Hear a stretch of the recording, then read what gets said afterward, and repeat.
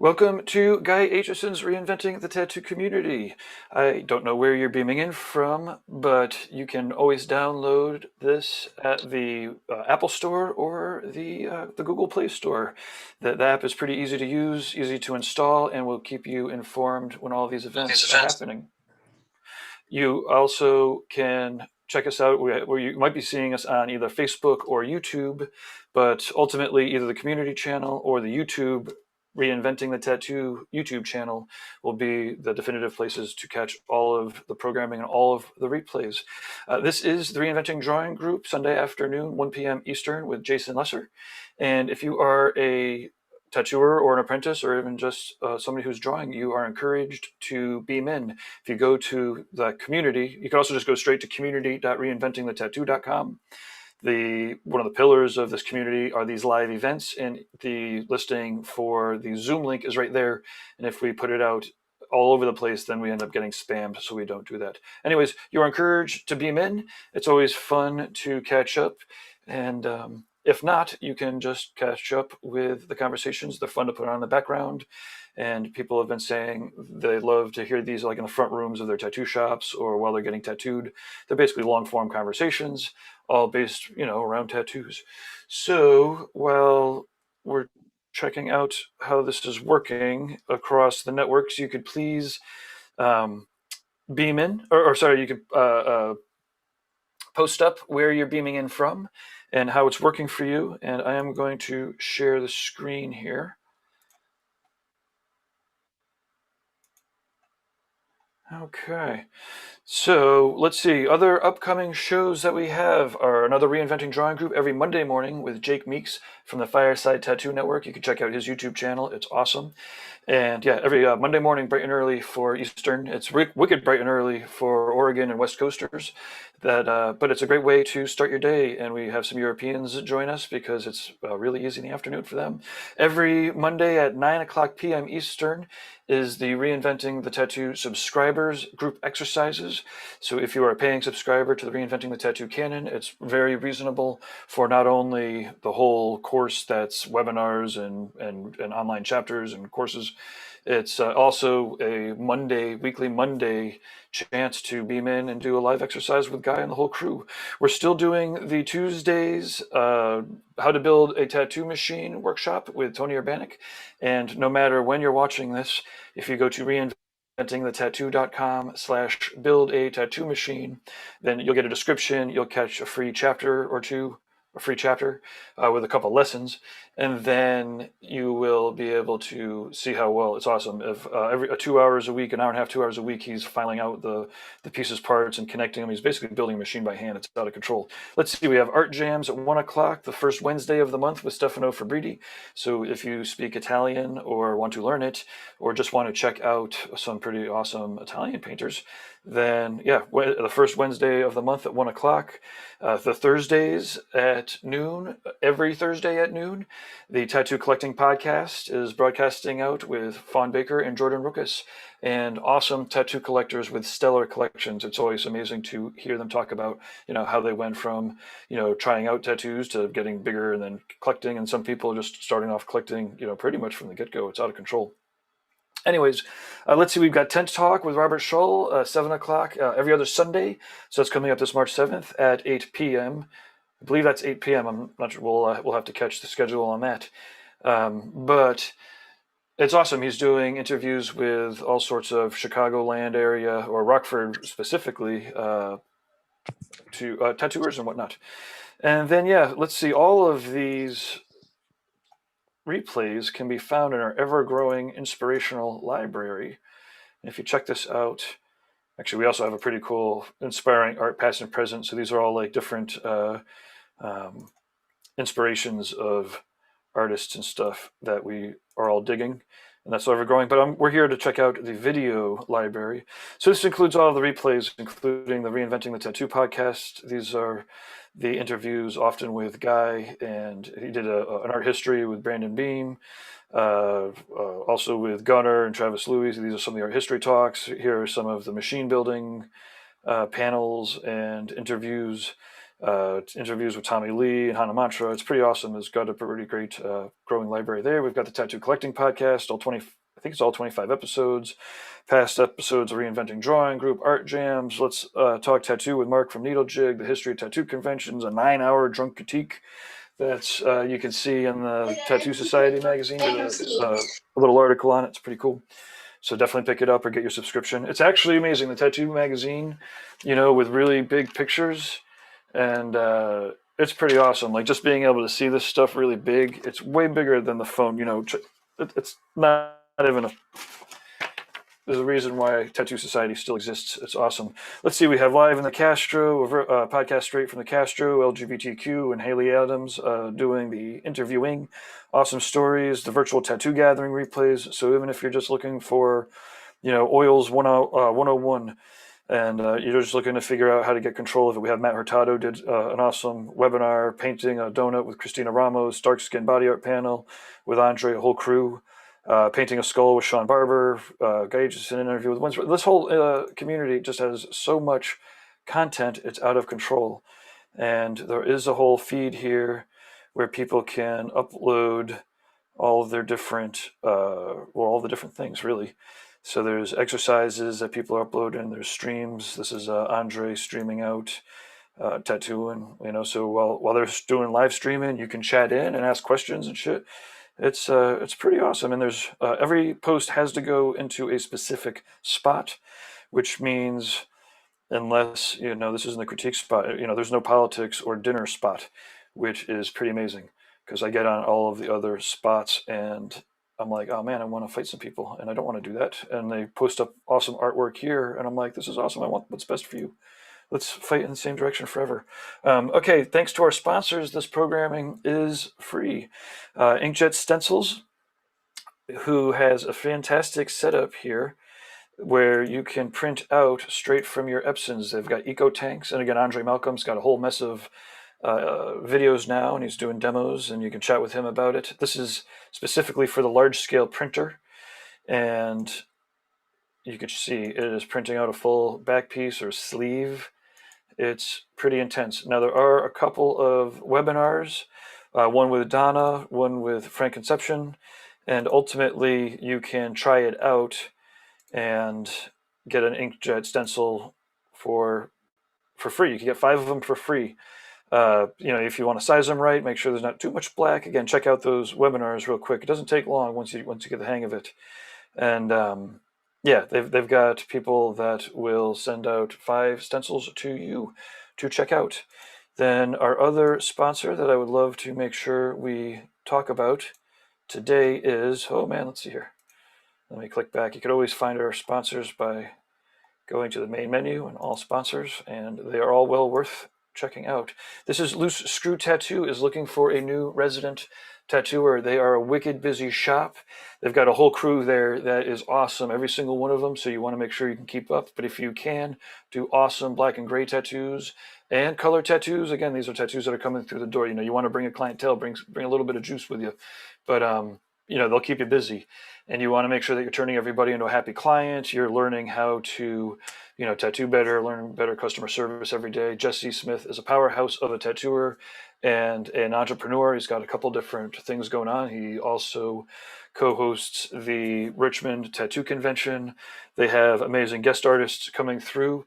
Anyways, they do take some guest artists, but they're really looking for a resident. Either way, let them know that you found out about their openings on Reinventing the Tattoo, and they're going to already have an idea about the type of tattooer that you are. And if you go to Loose Screw Tattoo, click on Join Our Team. There's a little bit of an application here. Like I said, let them know that you found us there. Let's see, other real-world events that you will be able to find us at. The next one that we actually have planned is coming up in November, the International Brussels Tattoo Convention. It's November 12th to the 14th in Brussels, and we will be doing little mini events there every day. We'll have some drawing groups. We will have some seminars. We've got 2 heavies coming in to do awesome seminars. Really excited. We just need to kind of wrap up the final descriptions, I guess. And we all made agreements about it, so it exists. Well, I guess if people are asking in the chat rooms enough, maybe we'll let out who's going to be there in Brussels. But either way, this is a real world event, and there are rumors on the streets that maybe sometime in October we'll do like a Paradise BYOB, because we want to get together, but we're really not sure what we can do. And then we do officially have dates next year for the Hell Cities, May 20th to 22nd and 26th to 28th in the Biltmore. We will be making sure that we catch those shows because they are amazing. Let's see, other things that, you know what? I've been going on for 12 minutes here. Let me yield the floor. Guy, oh, hey, Guy, you're here. And Ricardo, how are you? Awesome.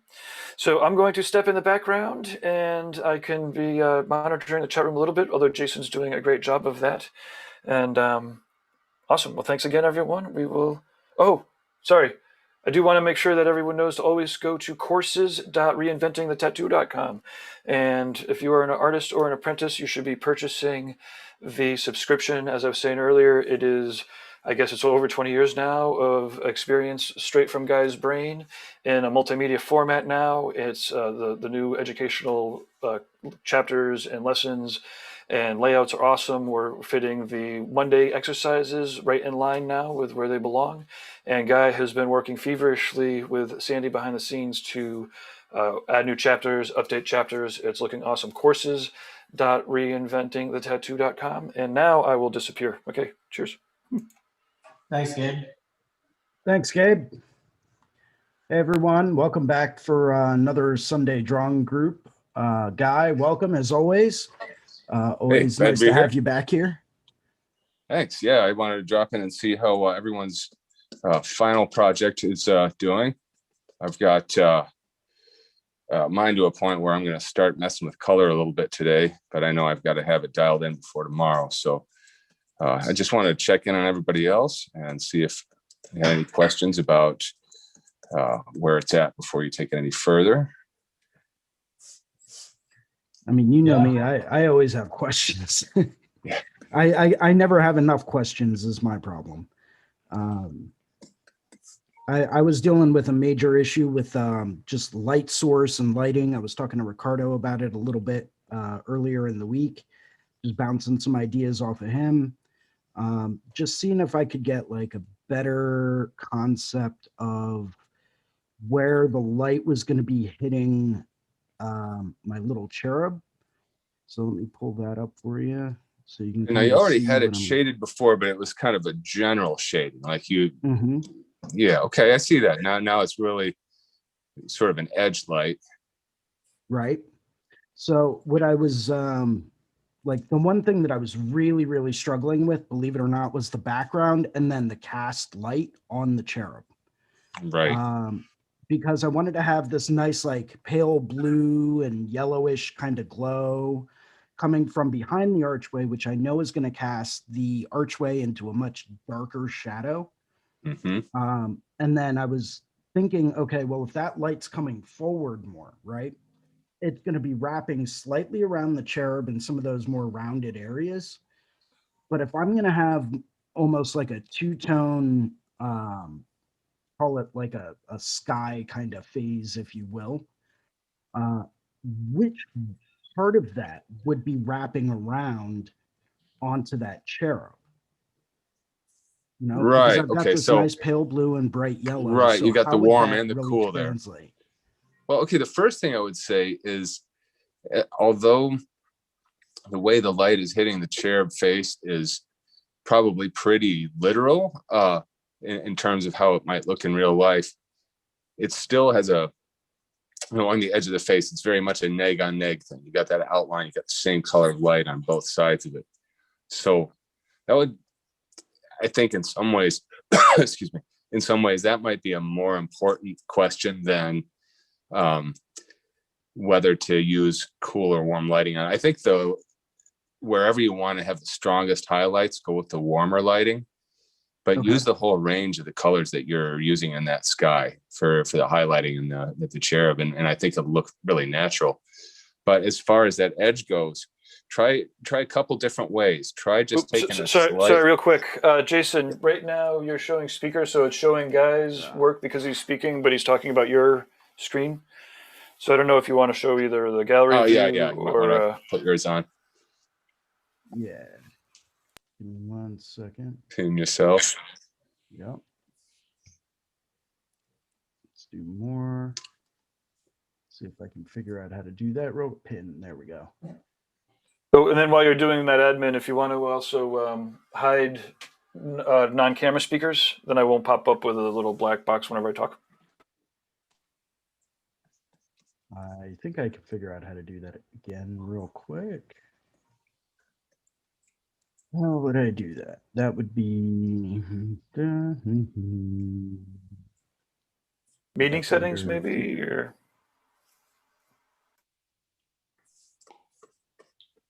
It's always great figuring this stuff out in the middle of a broadcast. I know, right? But hey, if CNN can do it, we can do it. Man. Yeah, they do it quite often too. Yeah. Yeah, they make us feel way less clumsy. And they're professionals. Right, quote unquote. But yeah, I think when it comes to this new tech, we're all beginners. Yeah.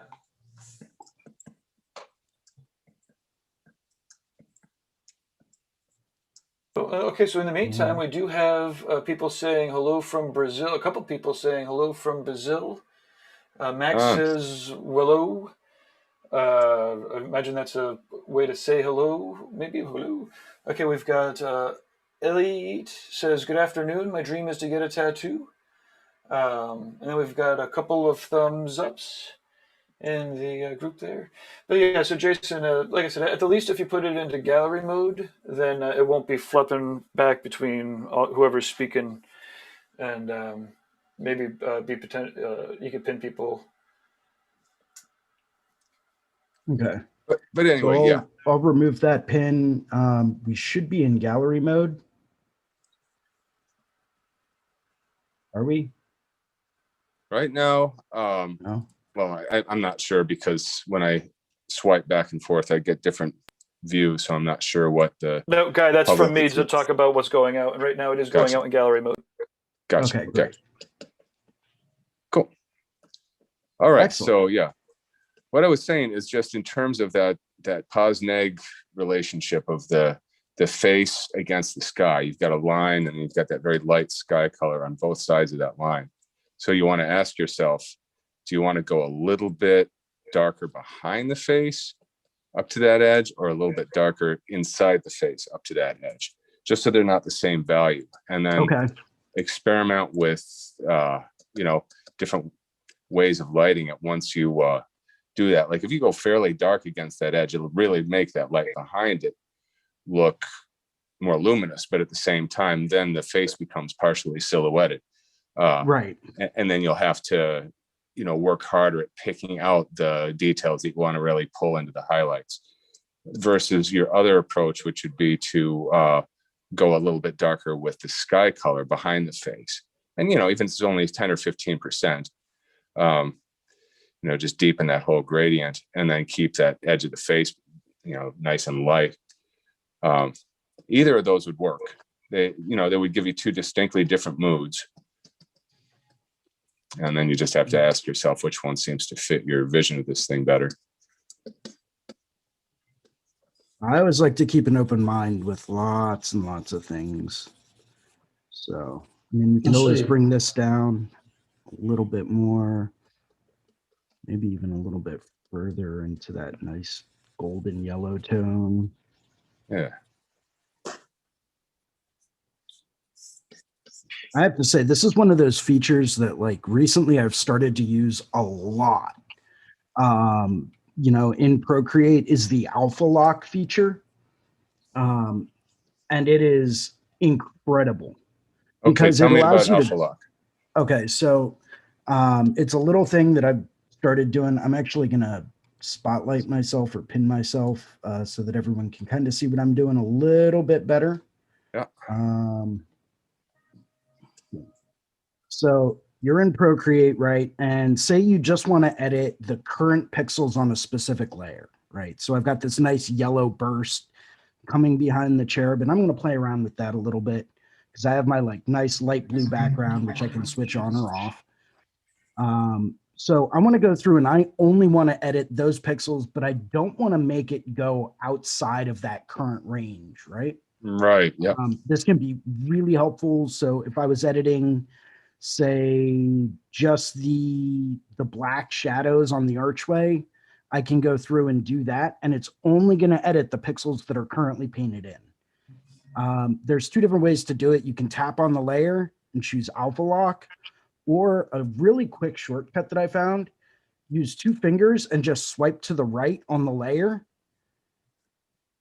And you'll see a checkered background appear and disappear. Okay. Nike.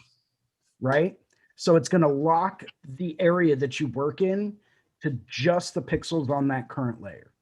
It's not going to edit anything else. It's not going to expand it. It's not going to go anywhere beyond that. It's only going to work in those little pixels that are currently painted in.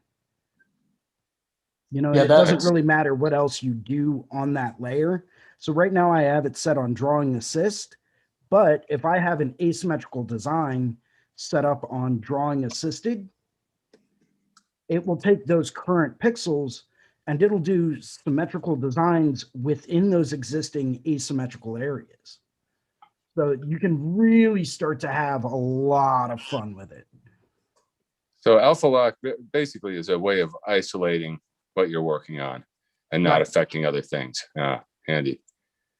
Yeah, it'll help keep you from having to erase a bunch of stuff later and everything like that, basically. Like, saves you a lot of time, sounds like. Absolutely. So let's go back to gallery view. So yeah, I think if I tone that down and just make that a little bit of a darker yellow, or a little, even just a little bit more saturated, I'll keep it on the same kind of spectrum. I'll just make it a little bit more saturated. And then that should give me a little bit more of a contrast and allow the light edge along that cherub to really kind of stand out a little bit. Yeah. And then it's up to you how far you want to push that.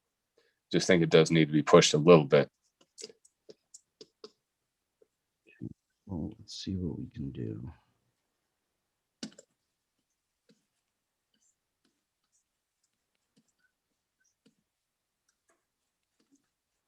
It's definitely one of those kind of designs that the more you work on it, the more work it needs. You know. Yeah.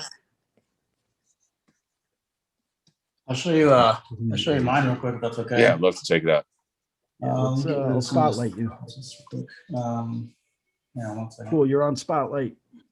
All right, let me pull this up. I know I got to pick it up towards the camera, but hang on 1 second. I'm going to show you the underlying drawing with the colors that I have so far. I don't know if you can see that or not. Man. Oh yeah. Your shading is fantastic. I Thank you. really like the forehead shadow, look at how that archway, man. drops those eye sockets in. The archway's got really good directional. Yeah, the directional lighting in this thing is over the top. Okay, cool. And then thank you very much. I appreciate that, man. I'm working on, a few different layers like Jason was talking about. A lot of this stuff is in its own separate layers. So I'm going to go back through. I've just kind of washed color through it right now. Yeah, that old red pencil color. Right. And I'd like to keep it close to these tones here, like these like flesh tones, like peaches and some oranges and stuff like that. And I'm going to throw a little bit of like some like burnt browns, kind of like for some of the receding areas in the roses and stuff, especially behind the framework here, because I don't want it to be too dominant, but I want it to kind of fall back a little bit more too. And so basically, the farther back they get, the less saturated the red's going to be. Yes, exactly. Yep, you got it. And the same thing with the cloth, more towards like the back area here. Yeah. And then underneath the arm back here to kind of, I want to try to eliminate a lot of the line work in the piece and kind of make it like more edged than anything else. Right. I see what you did with that really dark edge with the left side of the hair. Where that's popping in front of the background. Yeah, with that kind of contrast, who needs an outline, right? Right, and that's what I was thinking. So I'm glad to hear that, because I've really been focused on just the edges of this thing as much as possible, and it's been really fun because it creates that shape and that depth without having to use a lot of outline and stuff too. Yeah. So, and I think, I mean, you've been, I'll take your advice, but I think when it comes to tattoos, it kind of, what I've noticed from my tattooing is it helps with the time, like longevity, as far as the longevity of the life of the tattoo. If you have those dark contrasting edges, it acts like line work would work. You know what I mean? In my opinion, but. Well, you know, it's kind of like line work plus some, you know, because it's a line, but then it just keeps going, fades in. And, you know, for example, Marcus Lenhard, he lines everything with a, you know, like a 7 round, and then goes back in and shades it in such a way that by the time it's done, you don't really see any of those lines. Right. Yeah. But they're certainly there, you know, the strength of them is there, but then it's just been further added to by having, you know, all this strong shading around it. Right. It's kind of like I like to think of it as the blueprint for the overall image more than anything else. Not like not that contributing factor to it. I want it to be more of like the foundation of what it is that I'm trying to show. Yeah. So, yeah, exactly. Cool. Well, it's coming out great. I have one comment, and this is a relatively minor one. If you look at that cast shadow across the forehead, right, and it follows, you know, kind of drapes over the nose, and it angles down on either side of the nose. And then as you get towards if you go towards the right, that shadow kind of strongly coincides with the curve of that little bit of its back that you see between the face and the wing. Yes, I do see what I mean. So yeah, you could either, you know, nudge that shadow around a little bit, or nudge that, you know, curve of the back around a little bit, or both, split the difference so that those curves don't coincide. They should clearly be 2 different shapes. So what I'm understanding you're saying is like the silhouette of the back. You think it'd be a good idea, because I do see that now. Now I see what you're saying. Like it lines up with that shadow, and so from a distance, it almost looks like it's the same shape, right? Okay, yeah, right. It looks like the bottom half of the face is transparent, and you're seeing that through it. Yeah. Okay, I see what you're saying. Yeah, cool. All right, so just offset it just a little bit more, soften it up. Yeah, or the shadow, you could also curve it. You know, as it gets to the edge, you could. I mean, it already does a little bit, but you could, you know, just strengthen that curve in the shadow so that it clearly doesn't line up with that the curve of the back. It's a very minor thing, you know, but those are the kinds of things I'm always looking for. And I might be seeing it more clearly than you, simply because I'm looking at your drawing much smaller than you are. Right. So if you back off and, you know, put the iPad down and step away, or just shrink it down really small on your screen, you might see that also. All right, killer, man. Thank you. Yeah, coming out great. Thank you. Natasha in the Facebook chat room says hi from New Zealand. So I thought that while Ricardo was on there's just some visitors there from New Zealand. I know that you sent an email down to one of those shops. Yep. Sounds like Jason Leeser is ready to go too. Man. Yeah, you better throw me in your suitcase, bud. Let's go, dude. I'm ready. It's Jolly Octopus Tattoo is the shop down there. Actually, Hannah goes down knows the fella, the tattooer. Yeah, I visited Australia once a long time ago, and I was supposed to stop in New Zealand on the way back. This is way long ago when Michelle and I had first started dating, and I just wanted to get home and see her. And I was like, all right, I'll see New Zealand some other time. And it just hasn't happened yet. Steve Malley is the fella down at Jolly Octopus Tattoos, currently looking for artists in New Zealand. Yeah, we were supposed to plan. Yeah, man. I was gonna say we should plan a whole South Pacific tour, dude. Australia, New Zealand, and Japan. Oh man, I'm talking my language now. Well, dude, as I told you before, man, my cousin lives over there. We can go and stay with him, and there's a studio down the street we could guest spot at. Let's do that. Sign me up. That'd be pretty intimidating, though, man. Yeah, why is that? I always get intimidated, you know, tattooing in foreign countries and knowing all the like really awesome tattooers there. Yeah. So it's just my own like little self-confidence thing I got to get over. No, dude, believe me, I get it, man. I've had my fair share of like geeking out and fanboying and stuff too, man. I promise you that. So. Oh, I'm a total fanboy, dude. Yeah, like it's like, yep, guilty. Well, trust me, it never stops, you know. Yeah. Even when you get to a point where you got other people who are looking up to you and saying that you're their influence, you know, I'm continually blown away by other people, and it's always humbling. we were supposed to get a visit last year from the Inglorious Hoko. He and I were going to do a back piece. Yeah, we had a client and everything, and he was going to show me some ZBrush stuff, and then COVID hit. Everything got canceled, and yeah, we'll get around to it. Time and And place. then COVID. Hey, Guy, there's a new subscriber who just posted up an outline and might be interested in some hints for Nice, yeah. where to go with it. Should Let's check it out. what Jason, do you have the Kira's? I can pull it up real quick. This is she's just shifted over from apprentice to tattooing maybe a month or two ago, Nice. and Welcome. it's a good spot for there to this is on one of her freebies, one of her victims. I never really knew when my shift happened. At some point, I just realized I was in there full time. There was no ceremony or anything like that? No, Yeah. no. There was the time I got paid for a tattoo the first time. And I think at that point, my boss figured it's game on. He had a habit to support. He needed to keep me busy. Yeah. You came from the same timeline that I did, man. So it was funny. So here we go. Here's the line work Let's check it that was out. brought up. Oh yeah. And it's kind of hard to, I don't know if I can zoom in really. Well, I've just kind of pinched to zoom in. So yeah, I can see it pretty clearly. Yeah, I mean, I guess my first question would be what you're planning on doing with the space around it. Because it does have these surrounding tattoos, and there's going to need to be some kind of harmony between them. And even if it's not going to be like an elaborate background or anything like that, what ends up happening is those totally untouched spaces end up standing out more from a distance than the tattoos themselves. So you want to ask yourself how you're going to address that. Even just a little bit of a soft cast shadow down into the right of this.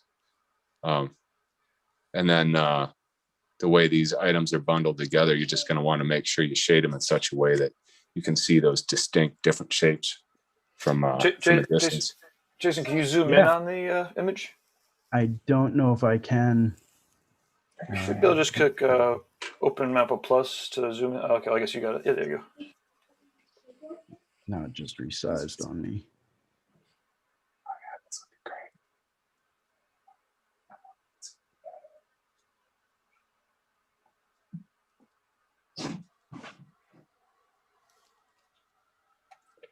Yeah, and then Yeah, as it far keeps as the resizing line work the itself image. goes, is this the back of the arm here?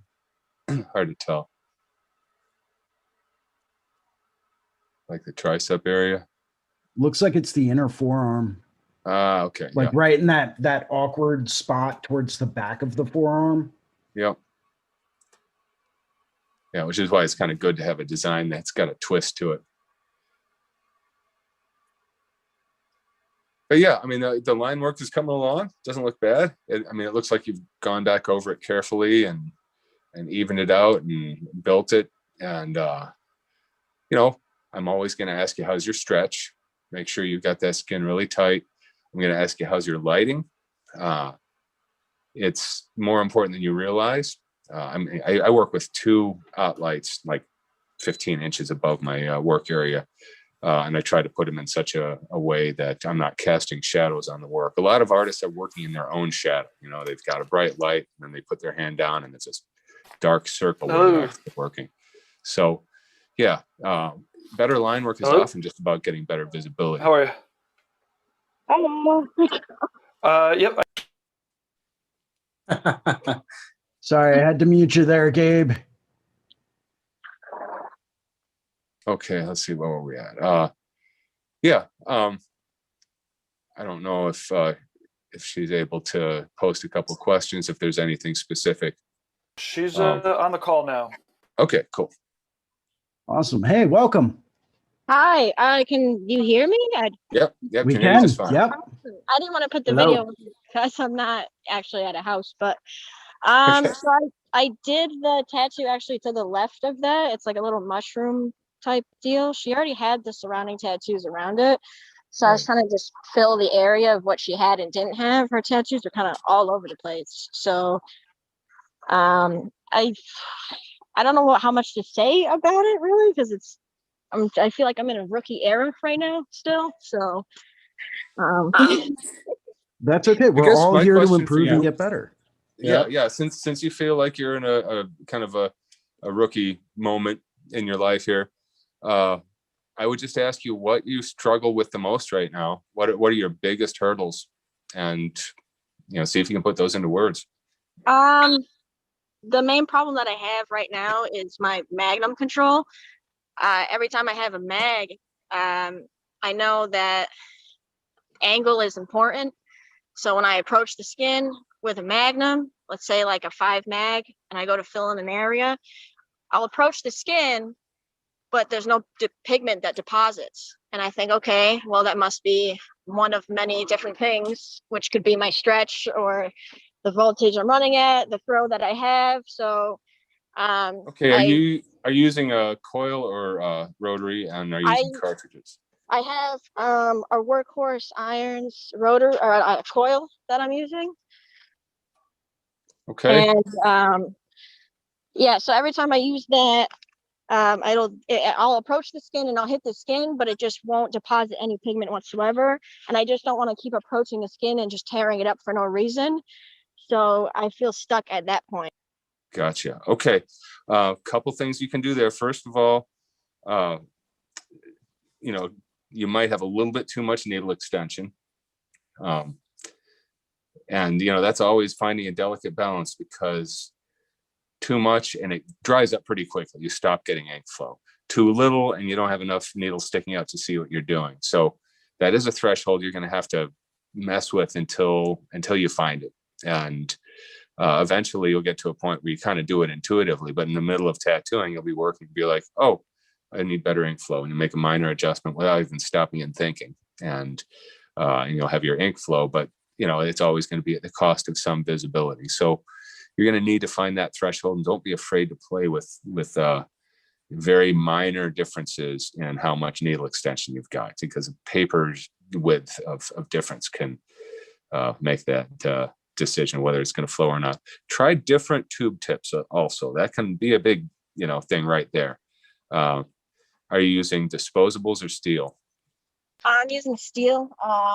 It's a little less expensive for me right now, but I just love using steels. It's an open shovel tube for my magnums, but for when I use round liners or just rounds in general, it's usually a diamond tip that I'm using. Okay. I guess the next question would be the condition of the shovel of the mag. Just make sure it's not grooved up too badly.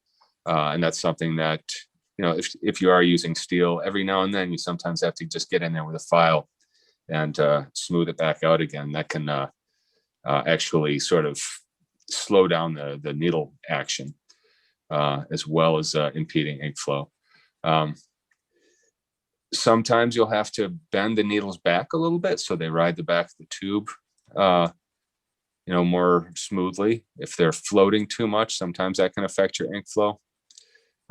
So those are several things right there. How much needle extension you've got, the condition of the tube, and how good of a stretch you've got. But another thing that you could do is just try out different tubes.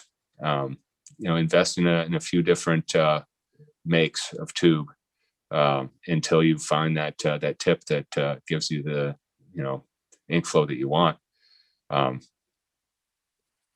It's not only about ink flow, it's also about sometimes the tube tips are just so big and clunky that it just the tip itself feels like it's twice as wide as the needle group. And so some tube makers are better about that than others. Honestly, right now I know a lot more about cartridges that are available than the current makers of steel tubes. So I can't really give you a brand recommendation there, except sometimes you just need to try a few things until you find what works for you. Yeah, that's why I feel in the rookie move, because I don't really know what does and doesn't work yet, because there are some things that I feel like only doing it can teach you. So yeah, well, You- definitely play with that the depth. That's going to be the big thing. And Also, when you dip into the ink cap to fill up with ink, make sure you load up pretty well. Hold it in there while it's buzzing for a second. And, even double check, look at it to make sure the tube has got a good load of pigment, because if it's only a little bit, that's also going to affect how much flows out. Yeah, I noticed when I was watching some of your the webinars that you sometimes don't run your machine when you fill your cap. So I didn't know if there's a difference between when you run it or don't run it is that Well, purely? okay, so when you run it, it's literally scooping it up in there and filling it. Now, when I'm dipping between, let's say I've filled up mostly with orange and I want to make it a little bit redder, then with it not running, I might touch down into the red, and then I'll run it, right? And that'll mix it all. But if you touch down in it while it's running, you'll scoop up a lot more than while it's not running. And there's pros and cons to both. When you're doing mixing in the tube, there's going to be times when you only want to add a little bit of color. So that's going to be the main reason I'll do it not running, other than if the ink cap is just low and I don't want to smack into the bottom of it with the needles. Perfect. Oh, You okay. know, Guy, do you mind So- if I suggest a couple things too? Would that be all right? Oh yeah, Okay? please. Weigh in. What's her name? This viewer? Yeah, my full name is Kirsten, but you can just call me Kirsten. Hey, I think we've corresponded a couple times. Yeah. Hey, so you're using a coil machine. Do you know if it's set up for black and gray or color? So I only have two machines at the moment. So I have one liner and one shader, and that shader is a color packer. Okay. It's a hard hitter. It hits real hard, you said? Yeah. Okay. Yeah, I was wondering if that might have something to do with it, because I know sometimes the contact screw can come loose sometimes, and that will increase the gap for the armature bar to travel, and a lot of times it won't have enough push on that downward stroke. Yeah, I gave my shader a tune-up because I know you said to make sure that, give them a tune-up and make sure they're running good. And Yeah. my armature bar on my shader was actually very crooked. So I had to fix that with the Line it up. with the armature bar little lineup tool that I have. So I was thinking maybe that could have been the problem as to why that's happening. I was like, well, that explains a lot. Okay.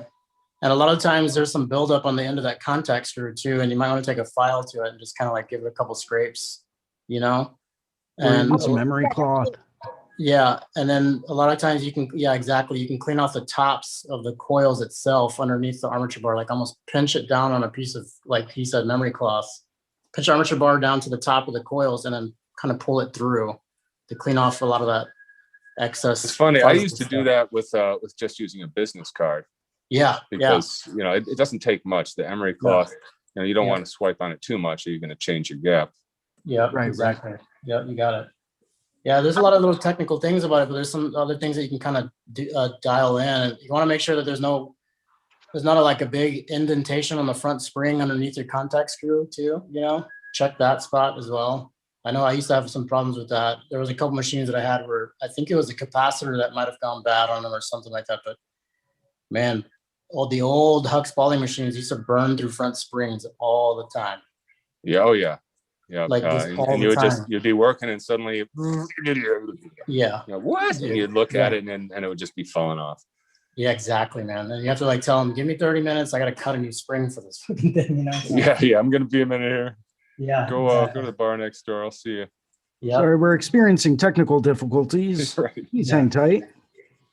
So Yeah, guys, so- I am going to have to cut out pretty soon. I just wanted to see if anybody had any final comments or questions, since we're going to be reconvening tomorrow.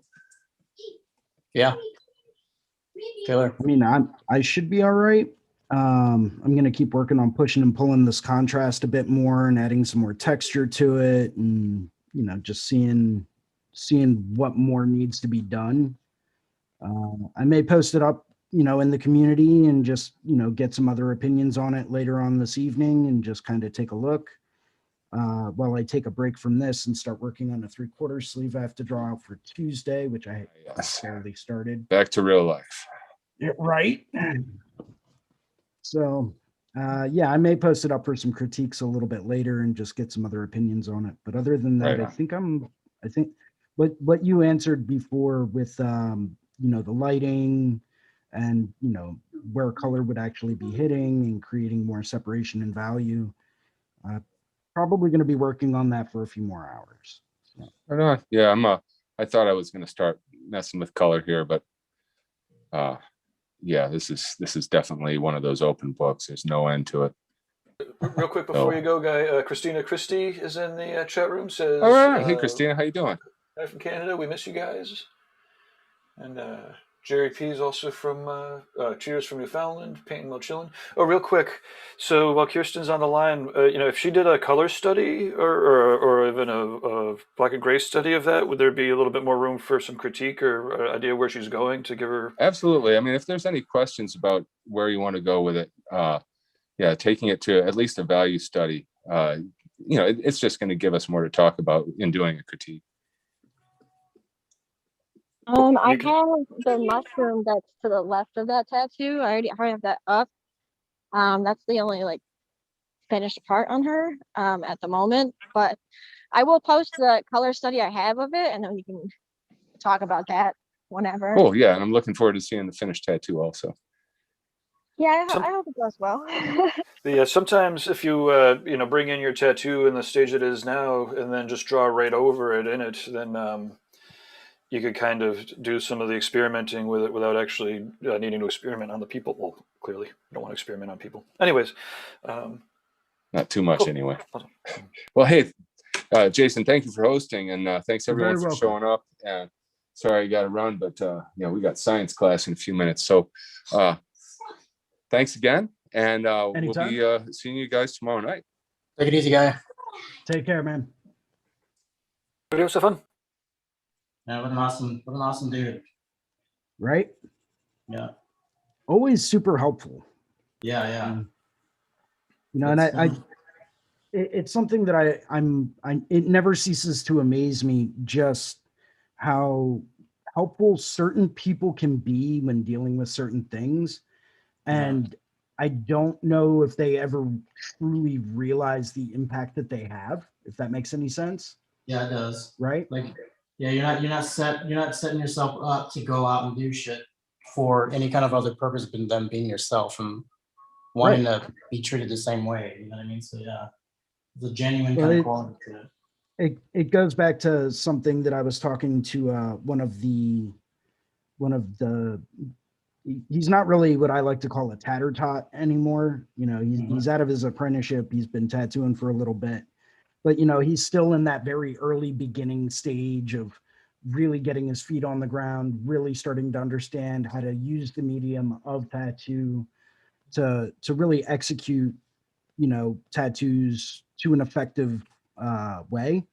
And I was talking to him about it, and I said, listen, like, if you ever want to get together and sign up for a local community college art class or something like that, or let me know. I'll call a few of my friends that, are models, and I'll have them come over and model for us, and we'll just do some life drawing, and we'll go over some certain tips and tricks on just working from life and, just improving your art skills, and he's like, well, thank you. And I said, well, you don't really have to thank me.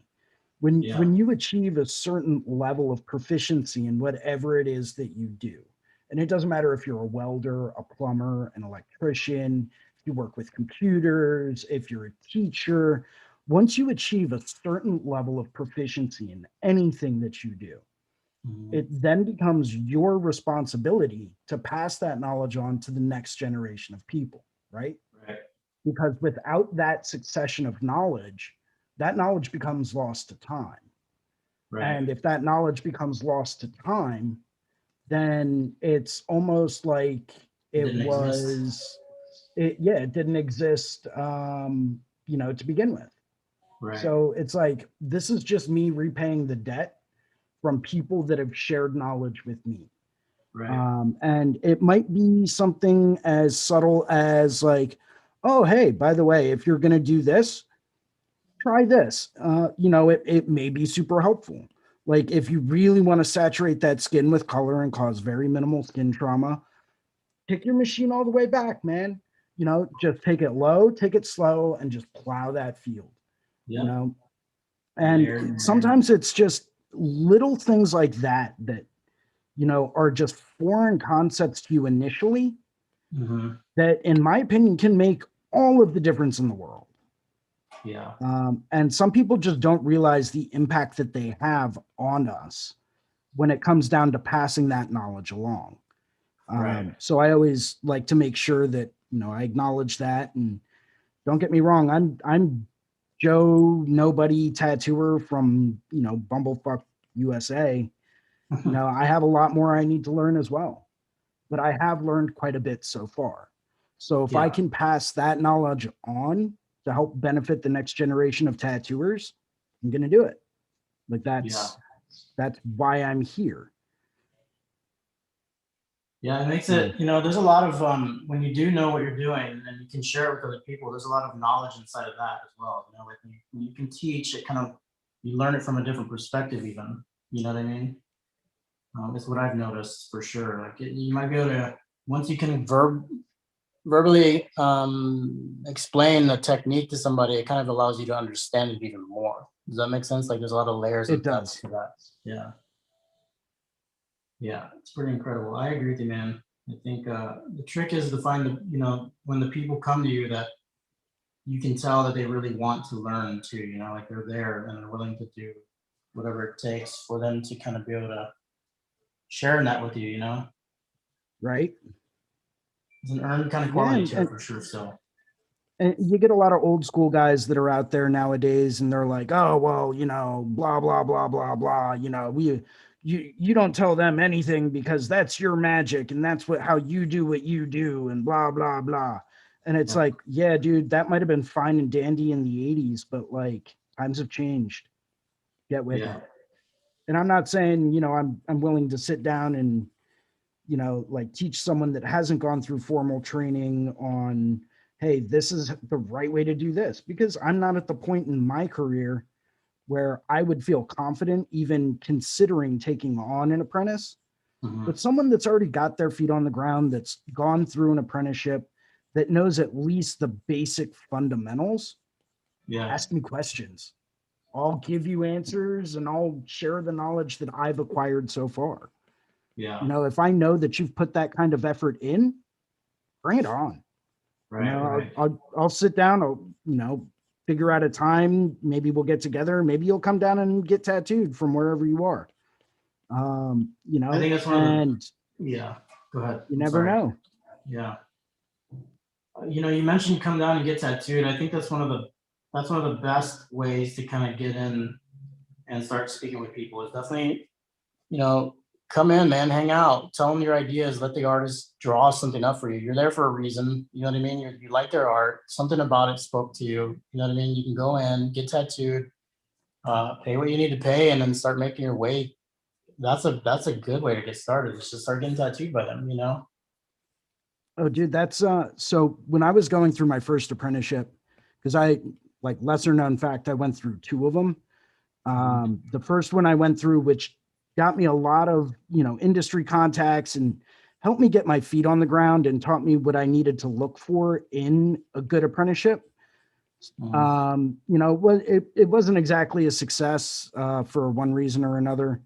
It was a lot about, you know, the money grab and, well, I'm just going to try to get their money and then I'll find some reason to like get rid of them or whatever. But, you know, I learned a lot while I was there and took advantage of that. Then I went through a second one, which kind of picked up where they left off, which was awesome. But, you know, it was one of those things where one of the things I picked up was, hey, if you're trying to learn how to tattoo, go get tattooed. Yeah, exactly. Get tattooed by as many different people as you can. Yep. And get tattooed by people that are like way beyond your skill level, right? Yeah. Because and ask them questions, because you're paying for their time anyway. Right. Ask them as many why are you using that black? What grouping is that? Is that medium taper or long taper? Why do you prefer that grouping over, say, something similar? You know, are you using bug pins or standard pins? Or why are you using that color company? Is it because it was available and you're at a convention and, you know, hey, you know what? I forgot this color and here's something comparable from another company. So just needed to grab that and give it a shot. Or are you actually specifically choosing that company of pigments based on, you know, saturation, based on pigment density, based on what the company stands for, how long they've been around. You know, or are you just picking it up because it looked like a really cool color and you wanted to put that color into the tattoo? Right. You know, there's all of these tiny little different nuances, right? That Mhm. really can help set certain artists down a path to success. Yeah. And like I've taken the trip and I've flown to London before to get tattooed by a guy from Canada. It's You know, awesome. and dude. I asked him every question I could.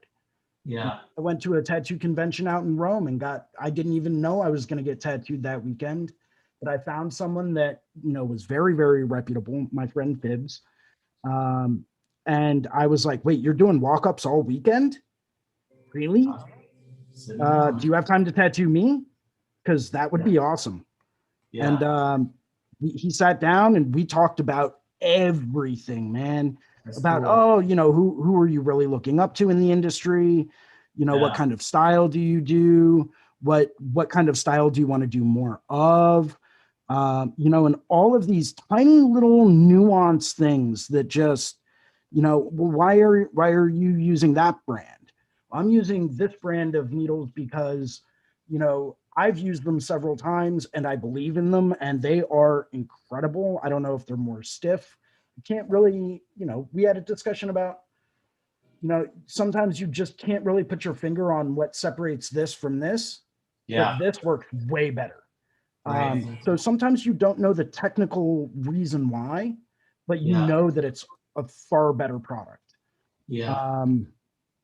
And we talked about all kinds of stuff like that. And literally, I turned around as soon as I got back from Rome and said, okay, what do I need to order? And sat down Yeah. and placed a huge order, new machines, new needles, Yeah. like literally completely changed my entire setup based on, you know, the knowledge that I had gained because I saw the result on myself. I saw how quickly I healed. I saw how easy everything went. You know, I was looking at everything from the voltage they were running their machine at to the angle they were holding it, how much needle hang they had popping out, what brands of pigments they were using, you know, how, and they sat down and just drew the tattoo on me. They didn't go in with a stencil or anything. So like I was Awesome. watching the whole process start Yeah. to finish Yeah. and asking 1,000 questions. And that really, really helped me realize that what I learned in that first apprenticeship was 100% spot on. You Yeah. know, when you can go through and you have that opportunity, it's going to put you down a whole different road to success. Yeah, I agree with you, man.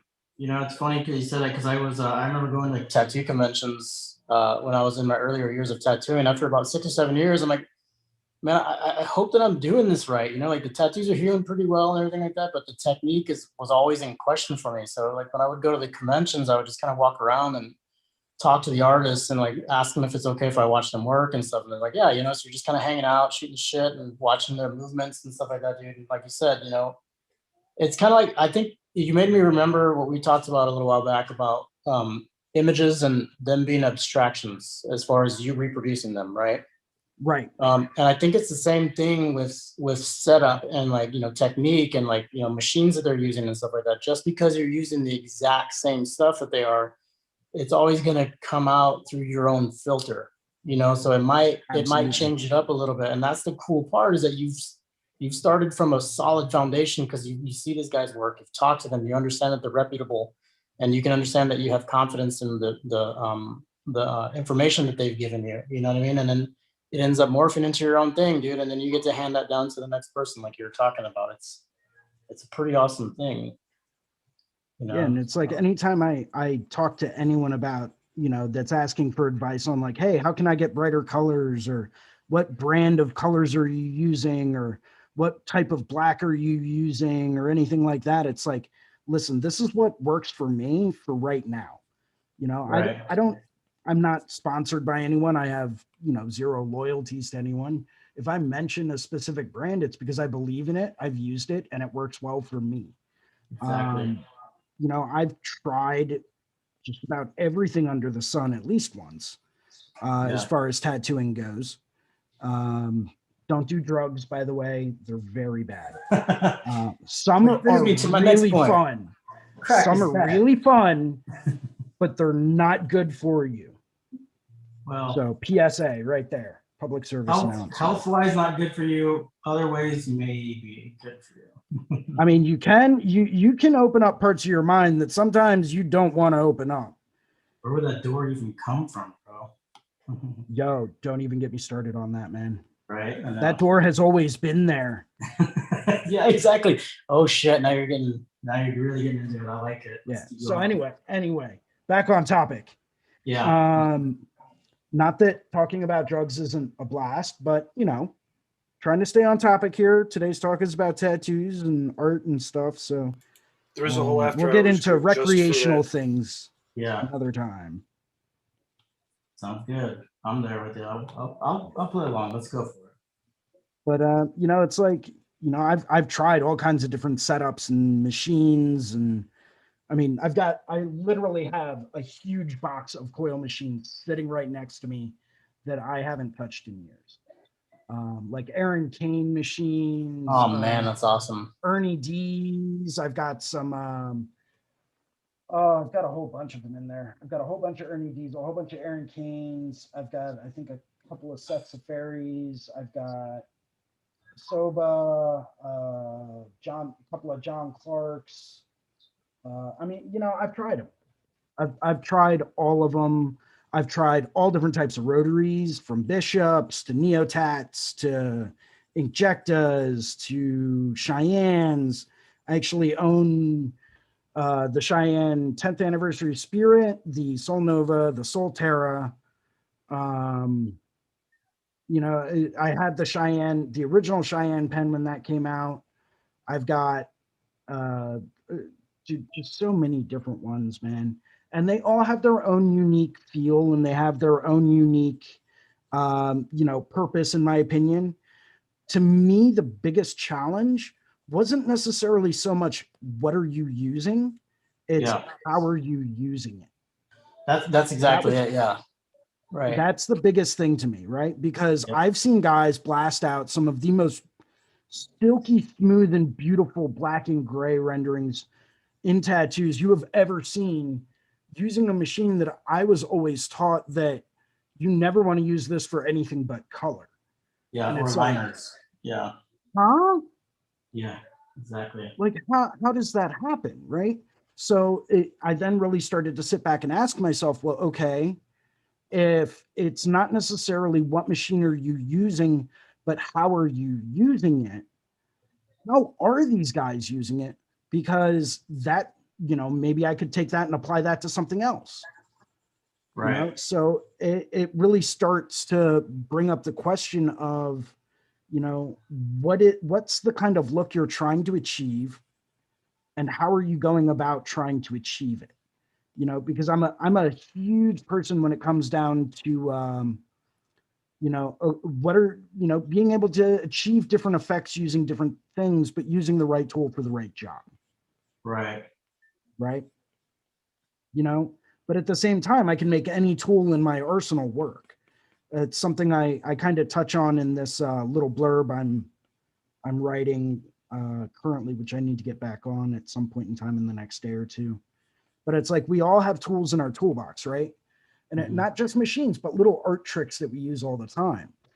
And it's those art tricks that allow us to be able to execute and achieve whatever it is we're trying to achieve. But if we don't have the right tool, then we kind of have to figure out, okay, well, how can I take this tool and make it work? Right. Say you only have two machines, and one's built as, like an absolute old school hammer color packer, right? Well, if that's what I have, and I've got a liner, that's a nice medium speed liner that hits pretty well, that I can run almost any grouping with. It's like, okay, well, if I have only those two machines, how can I achieve these super smooth photorealistic black and gray tattoos? How can I do that? Right. And figuring out a way to do that with what you have, I think, in all honesty, that's part of being a tattooer. We're not super rich. We're not. Yeah. You know, we're not going out there and saying, oh, well, I use this $1,000 machine for this. I use this $1,000 machine for that. I use this $1,000 machine for this. Yeah, I own a lot. Most of the ones I bought were used at like half price, if not below half price. Right. So like I'm saving a lot of money every time I get a machine, but there is no one specific answer, because you can have someone turn around and say, oh, if you only have an old school hard hitting color packer, right? Something that could easily drive a 10 penny nail through a 2x4. Yeah. You don't want to use that for black and gray. Some Right. guys out there can, more power to you. Yeah. I wouldn't use that. I'd turn around, I'd throw a bug pin mag in my liner and just use that. Yeah. That's Because that's going to give me a nice kind of softer airbrush gradient. It's not going to hit and cause anywhere near as much skin trauma. You know, it's going to be light and fast enough that I can really achieve a nice, smooth, like black and gray whip shade, or I can set it up and run it a little bit slower and just really work on those black and gray builds. You know, Yeah. that's how I would tackle said situation. Instead of going through and using, say, like your standard number 12 mag and that color packer to try to go through and do black and gray. That just, I mean, you're kind of shooting yourself in the foot at that. Once Yeah. again, there are some people out there, they can do it and it works beautifully for them. That's great.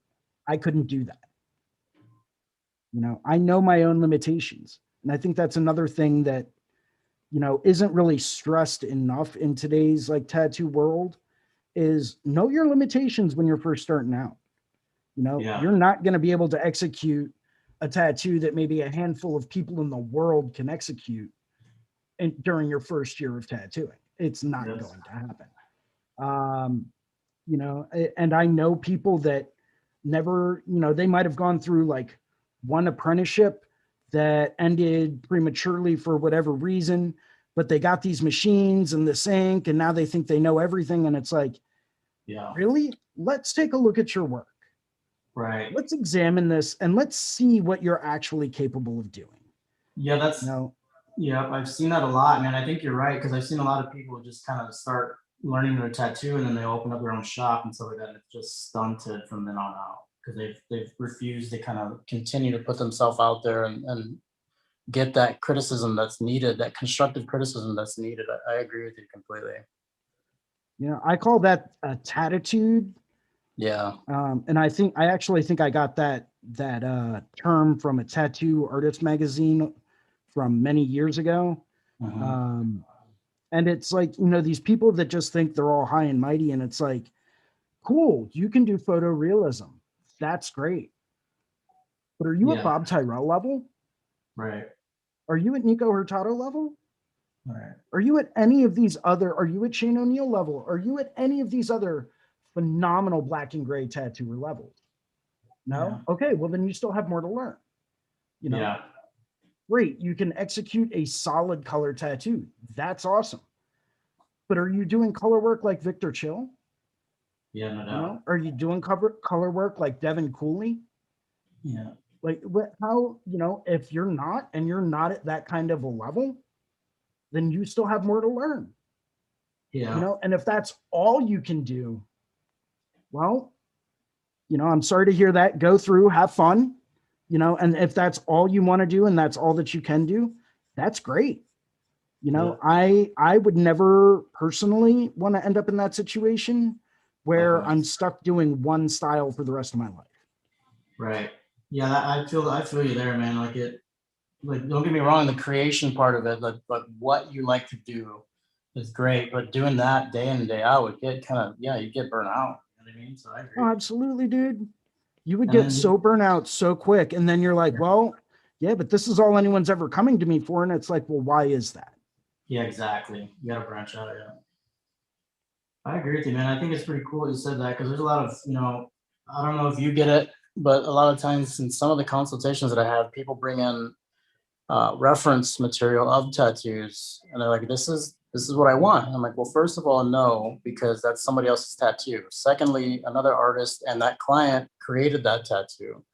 That'd be like you stealing the image. You know what I mean? And a lot of times they want it just like that. I'm like, well, you know, what you could do is call this person or get on their email or something like that and send them an email, ask them what their requirements to get tattooed by them are. You know what I mean? Because Right. no matter what, I can draw something like that, and then we would make it to where it's not their image, but of the same subject matter. First of all, you're probably gonna, you're not gonna like that because you want exactly this image, and then secondly, it's always gonna be through my filter, so it's not gonna be the exact same as this picture is anyway. So I agree with you. Yeah, dude. and it's Just- like, if you know that if you tattoo that person, even if it's something similar and done in Yeah. a similar style, they're not going to be happy with it because it's not that Right, exact yeah. tattoo, Yeah, and that's what I'm that's saying, it's yeah. important to remember. Mhm. It's always going to be done through the lens of the person that's doing the tattoo. They're always going to apply their own unique situation and their own unique style to whatever it is they're doing. And if Believe it they or don't, not. well, then that's on them. Yeah. But that's what we see more and more nowadays, is we see people coming in wanting these gorgeous tattoos that are being done. And it's Yeah. like, well, that's great. If you want something along those lines, go to that artist. That's exactly Why, it. why are you here? Like, are you Yeah. price shopping? Is that it? Right. Yeah, Because the price I'm going to shopping. charge you the same amount that person charged that client, but it's not going to be the same tattoo, guaranteed. Yeah. Because that's not me. That's not who I am as an artist. Yeah. I know my own limitations in that aspect. And, maybe it's something super black and gray photorealism. I know that's not my forte. I know that's not one of my strengths. I can Mhm. admit that. For many years, I was working in a studio that, no one else there except for, I think, one other guy who ended up leaving. And I stuck around for a few other years. But for many years, it was me and this one other guy that could do anything remotely close to realism. Yeah. And it always ended up coming down to us because no one else there could even come close to it. Right. And it's like, don't start throwing people my way saying, oh, this is their style, when it's not, and you clearly know it's not. But you're saying that just because you can't do it. Yeah. I'm going to do my own rendition of it, and I'll put big bold lines in it, right? Use Yeah. 1/4-inch thick bold lines if I need to. Why? Because that's coming through my lens filter. That's the way I do things. And don't get me wrong, I diversify as much as I possibly can. I know I'm not a photorealist, so I don't try to do photorealistic work. Yeah. It's not that I couldn't do it given enough time and training, Uh-huh. but I know that's not my strong suit as of this moment in time. So I'm going to defer that out. I'm going to say, listen, if you want something color realism, I'll give you a number of different recommendations of people that can do gorgeous color realism, because at the end of the day, I want you to have the best tattoo possible. Yeah. If you see the things that I do, and obviously, if you're trying to book an appointment with me on Instagram, like, I would hope that you've at least looked through my work. Yeah. And if you haven't, well, then that's on you. Or if you're like, wow, this guy does really great bold color neo-trad stuff, let's try to book an appointment for something realistic black and gray. Yeah. Yeah. Yeah. Really? Do you see Yeah. anything on my Instagram that's that way? Yeah. No. Well, it's just, you could do it, right? You're a tattoo artist. It's like, could I do it? Yeah. But, if you went to one of these other people, they would do it way better. That was And one at the end of the day, I want them to have a good tattoo. Yeah. That was one of the coolest things that I heard from a potential client one time was like, are you into this type of tattooing? I was like, there you go. There you go. That's what I'm That talking is the appropriate question to ask. about. Yeah. Are you into this? Do you like doing this stuff? Because this is what I was thinking about doing. If not, what do you think, man? Who do you think should do it for me? Perfect. Yeah, that is an appropriate question to ask. Not necessarily can you do it, but are you into it? Yeah. Is this something that's going to get you excited to tattoo me? And I Yep. look for that enthusiasm, man. And Yeah, the past dude. few times I've gotten tattooed by different guys, I'm like, listen, I chose you to be my tattooer because I know the work that you do. Mhm. Not because, you know, I'm in the area. Most of the time I have to fly and book appointments with people months in advance.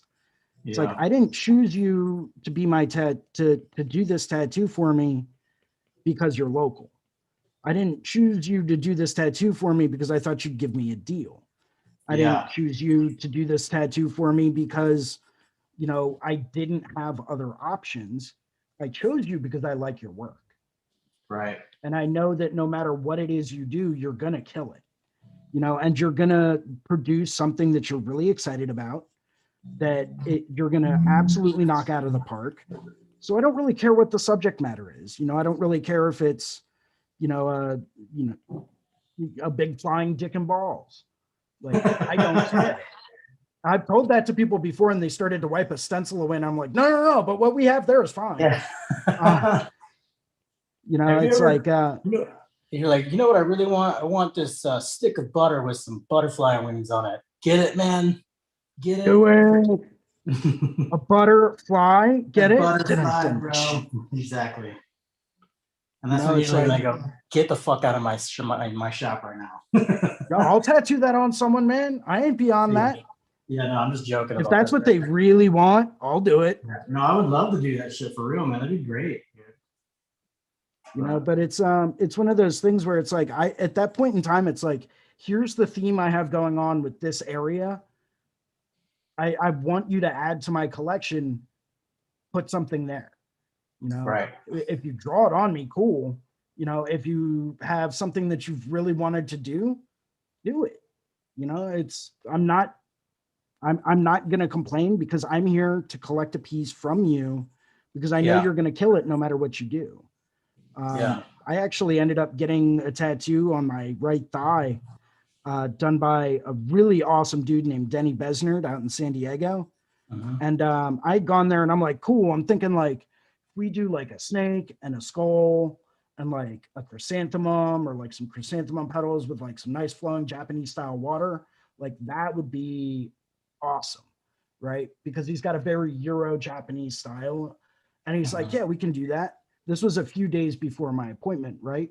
I always try to get into town a few days early, meet up with them, get a vibe from them, you know, and just like, you know, just hang out, pick their brains, watch their process, watch them work, maybe take some notes, you know, while they're working on someone else. Obviously, I ask them beforehand, but, you know, some people don't, and they're just like, oh, no, I'm just here to watch, man. It's like, well, you never asked if you could. Like, you just kind of sat down. Right. Kind of weird. Yeah.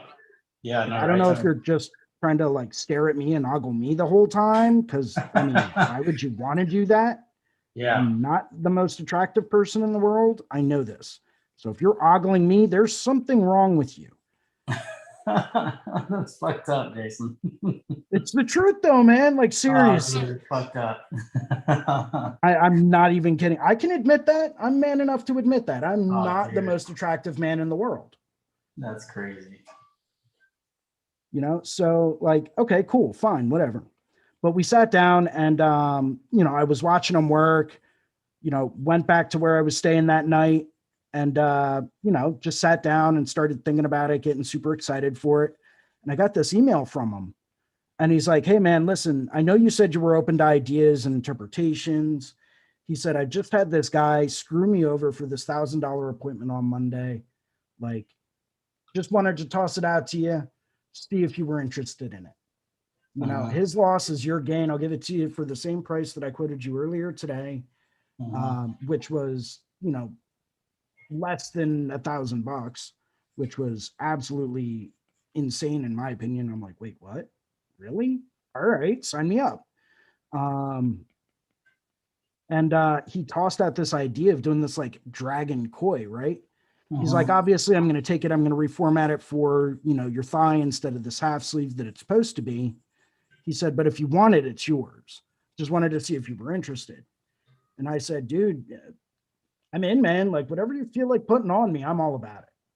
Like, my goal here, once again, I came to you. I flew across the country to get tattooed by you because I like your work.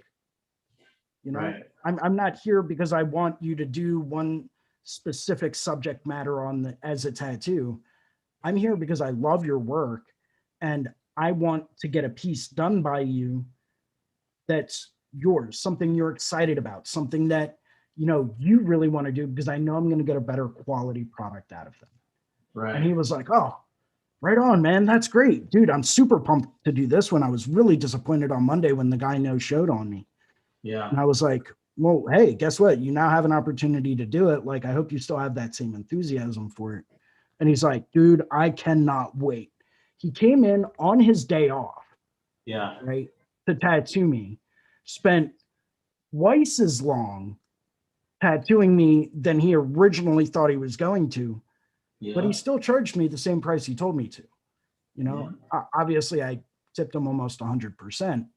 Yeah. Yeah. I mean, But, and he tried to give it back too. I was like, wait, what? No, yeah, you no, dude, earned that. that's for you, This is bro. your day off, man, and you came in to tattoo me.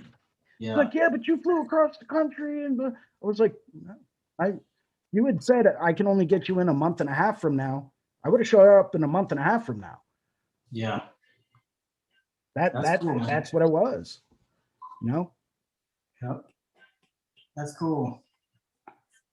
It's something that he's proud of too, though. You know what I mean? Like he was so excited about that image and stuff, and it worked out. Like it was like serendipitous almost, even, you know? Right. Yeah, but he had a major impact on me as far as tattooing goes. So I Oh, give yeah? him the most props ever. We just had a question pop up in the chat box from Carlos. Carlos wants to know, how was the process for you to get to that point of finding your style and people starting to get tattooed by you because of what you do, and not just because you're close to them or price or whatever?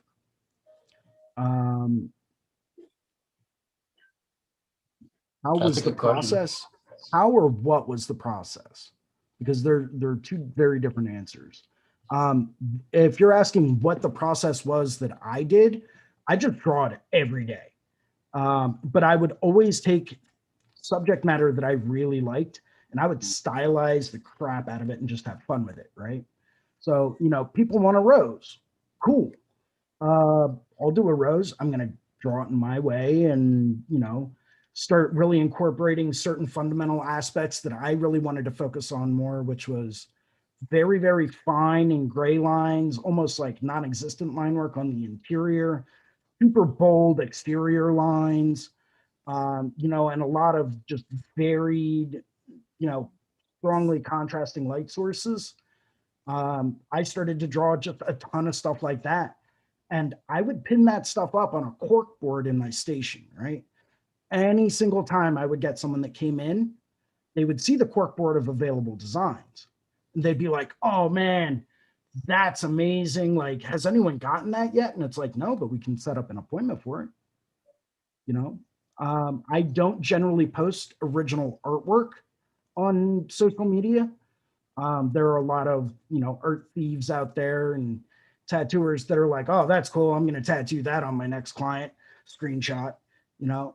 And I don't get down with that. You know, I spend hours and hours and hours working on the stuff that I do. And, you know, I want to be the only person that does that tattoo. So, you know, it's like, those guys can go kick rocks, and I'm going to continue doing what I do. But word started to spread, man. Word started to spread, and it started locally first. You know, it started locally and just started to grow from there. And I was doing a lot more fun stuff that I really wanted to do, that I really kind of enjoyed doing. And then I started traveling a bit more, working at a lot of shows, really starting to network with people in other countries. And, you know, the next thing I know, I'm getting off of a plane from Dublin at working at the Dublin Tattoo Convention. And I'm getting hit up by someone from Toronto asking about, you know, a snake on their back. And I'm like, yeah, like, yes, when? Like, let's get this set up, please. Because I love doing stuff like that. You know, it's like, I love snakes, I love flowers, just about anything Japanese I can really sink my teeth into.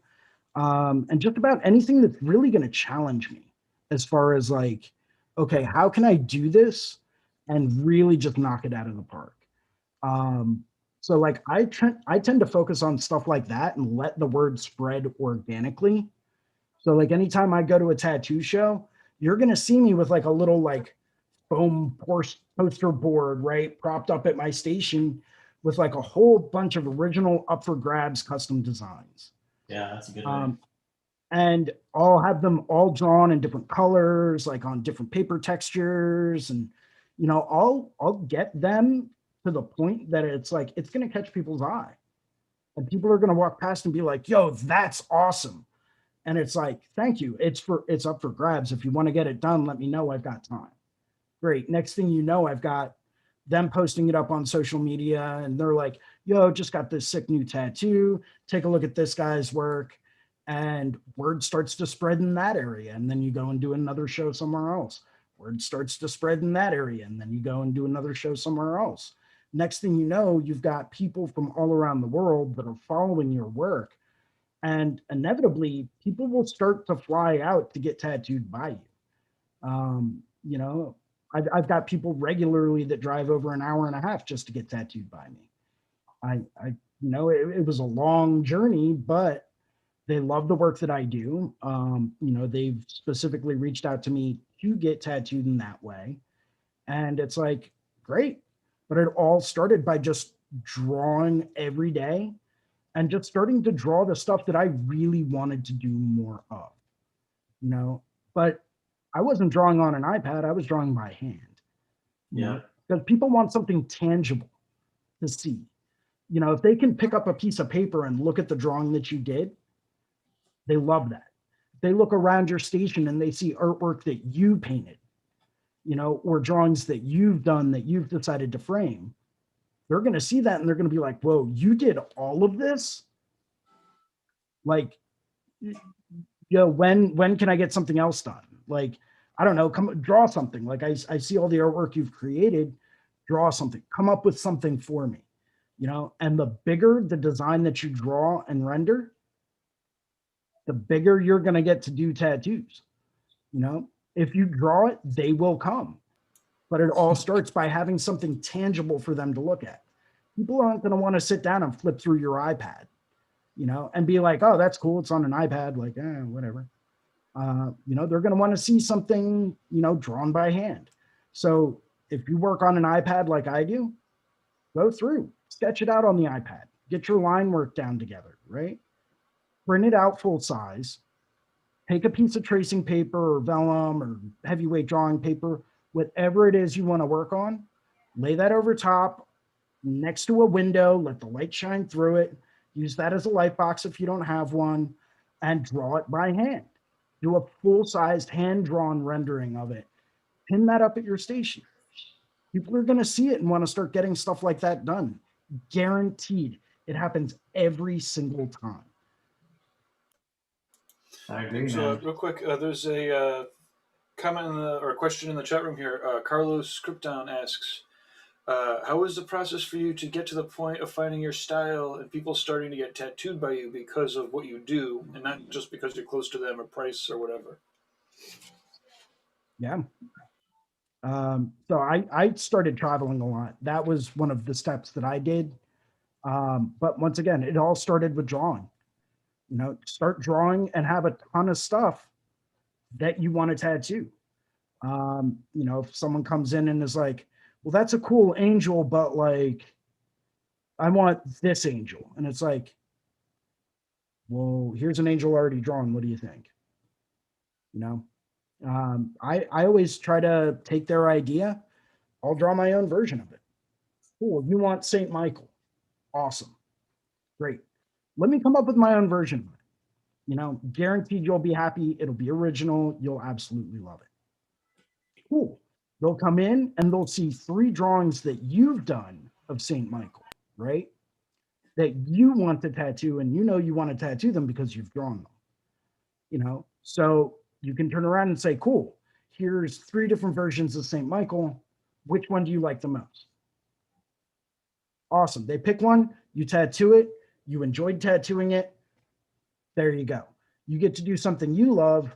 They got an awesome tattoo and they know what kind of work you do. If they're insistent on getting a specific style, say they want something super photorealistic, you know, let them know that, hey, that's not necessarily my strength, and I want you to have a good tattoo. If that means I gotta refer you out to someone else, that's what I'm going to do, because I'm thinking more about you than I am me. People love that, because it's showing that you care about what they get done over what you want to do. And they're going to Ricardo, do inevitably you turn have any around and say, advice for this transition, or? Yeah, I agree with Jason in a lot of ways. You know, a lot of it can be very individual, man. That Jason was talking about traveling a lot. I think that's a really big one for me. I've always been kind of apprehensive about that, to be honest with you. It's more recent for me than ever that I've started reaching out the way that I am, and this forum is making it great to be able to do so. But traveling is a big one for sure. And you know, you can kind of overcome a lot of things that may block that process for you while you're doing that. And a lot of times it's being open to criticism. You have to be able to put your things, you know, your images out there. And then I think with me for sure is like, whenever I draw something, I feel like it's part of me. So when somebody is going to give you some criticism, whether it's negative or positive, you can kind of take it the wrong way, but you have to kind of get past that. That's one of the things for sure. The other one is, I think it is important to have a sketchbook. I think it is important to carry a piece of paper and a pencil around with you. And like, just when you get that moment of inspiration, just draw. And even if you don't have that moment of inspiration, just draw what you see and just stay in the practice of it. And don't just draw one type of style. Try not to do that. Try to draw as much of everything as you can. And then when you sit down to draw what you would like to create, or a certain neo-traditional style or a black and white realistic style, all of that practice, all of that effort is going to become like a muscle memory thing with your hand and your brain coordination, your eye coordination at some point, and it starts to just develop in its own sense. So I think that's why whenever we see a lot of tattoo artists that we look up to, some people, and I hate those guys for being this way, but they can just do it right away. And it's awesome. But that's true for every field. The person that plays guitar can pick up a guitar and never done it before, and they're like already writing songs, you know what I mean? So, but if you're not like one of those people like me, you got to put in the work, man. You have to draw all the time. You got to keep that end goal in mind. But know that throughout all this other creation, you're gonna get stronger, and you will get to that point where you create your own style. That, and the other one is no matter what you're drawing, always keep it handy. When you get some downtime, man, just set it all up around you.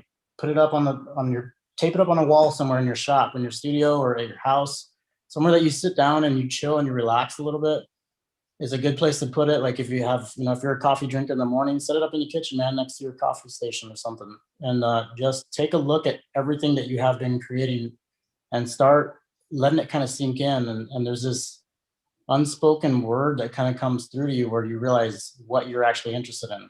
And that can help with a lot of direction on its own, because sometimes we just draw shit and we have no idea why.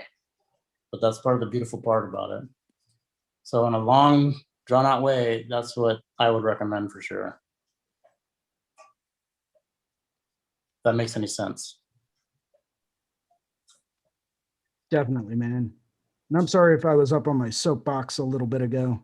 Not at all, dude. Not at all. I think I don't think you came across like that at all, man. I think you were talking about like, you know what, I get the same way, dude. You start going and you don't want to stop because it just starts spilling out. You know what I mean? So that's totally cool. I get exactly where you're coming from. I'm the same Don't way. get me wrong, Ricardo. I wasn't apologizing to you. I was apologizing to all the other people watching. Right on. Cool. Killer. Yeah. Yeah. Sorry about that, guys. You're absolutely right, man. You're right. Yeah. You get onto that one track mind where you're just sitting down and you're like, I got to get this out. Like, this is information people need to hear. And next thing you know, you're like me and you go off on tangents and you forget what you were originally talking about. Which is what I feel like I do a lot, dude. I mean, you do. We all do to an extent, you know. Thank you very much. Yes. Tell me how it is, buddy. I mean, it's good though, man. It's all about the sharing of information in this community, and that's what I really, really love about it. Yeah. You know, because you never know what little tiny nugget of information is really going to help someone out. You know, and it's like sometimes it's that one little nugget of info that just really makes all the difference in the world. Yeah. Yeah, for sure, dude. I agree with that completely, man. Yeah, drawing has always been something that I've just always had an interest in, man. Like I remember, being in school, dude, and always handing in tests and stuff like that that would have just scribbles of anything that I was drawing at the time. A lot of hands. I used to draw a lot of hands when I was younger for some reason. I don't know why, but a lot of hands and a lot of just like little, kind of graffiti faces and stuff like that. My teachers were always getting pissed at me. They're like, "Is this what you're doing? Are you not? This is why you're getting like a D in this class, man." I'm like, "No, it's just boring." So, but I moved around a lot as a kid too, though. You know what I mean? So every school was always different. But drawing was the one consistent thing that always fell into place for me, for sure. Plus, it's fun Carlos as hell. says, I appreciate it. That's very insightful. Thank you. You're welcome, Carlos. Thank you, man. Thanks for asking us. What kind of music are you listening to today, Jason? Right now, nothing. Yeah. A little bit later today, I've really been on like a classical kick lately. Yeah, right on. So, and I just find that like, especially if I'm sitting down and I know I've got a full day's worth of drawing ahead of me, it just helps keep me on track. It helps keep me focused. I'm not like skipping through songs saying, "Oh, I hate this song," or "Oh, this song is too depressing." Like it's just kind of neutral for me. Yeah. So I generally tend to listen to that a lot whenever I've got like a lot of stuff I got to get done. But I also listen to that while I tattoo. I just find it helps create a sense of focus and helps clear my mind. Everyone's got their own thing that they listen to. I know certain people that, will listen to like interpretive jazz when they're tattooing, and it's awesome, and they'll just totally zone out and blank out on everything going on around them. And that's what they got to do to help stay focused. For me, it's classical, man. I'll throw on like movie film scores or like soundtrack music. And it's like, yo, I love doing that, especially when I'm getting tattooed too, man. It's great because like I'll sit back and like those film scores, like think of like the Lord of the Rings, like classical music soundtrack. Yeah. You got Frodo, he's chugging along, right? And then you got Gandalf coming out from nowhere with his big beard and shit, right? And then you got like other cool people in there. And but like the soundtrack alone, if you listen to just the film score, creates a narrative of an adventure, right? Yeah. And because it creates and paints that kind of a narrative in your mind, just with the mood that the music has, it can help, while you're getting tattooed, it can help your mind to go on a mental adventure while you're getting tattooed. Oh, yeah, for sure. And that's kind of the way I approach it, because it's like every time I get tattooed or I'm working on a massive piece that I need to be like completely zoned into, I'll throw something on like that, because for me, it's an adventure, right? I'm going on a journey through this tattoo, and it's going to help keep that momentum going while I'm working on it. Right. Yeah, it totally just gets you in that groove, right? Like, dude, especially when you're getting tattooed, man, because there's some moments where you're just like gritting the teeth, but if you're into it and the vibe's right, you just kind of fall into the table, dude. Sure. Absolutely, man. I actually found an 11-hour mix on Spotify. 11 hours. Damn. Yeah. No lie, awesome, dude.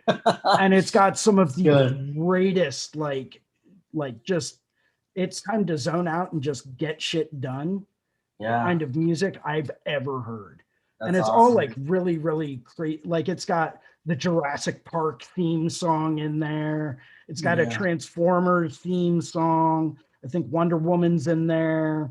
Nice. Star Wars. It's got like the Army song that you hear in all the commercials with like I think it's a flugelhorn that the guy's playing. But it's like all of this really cheesy, just like classical, like really you're listening to that kind of music.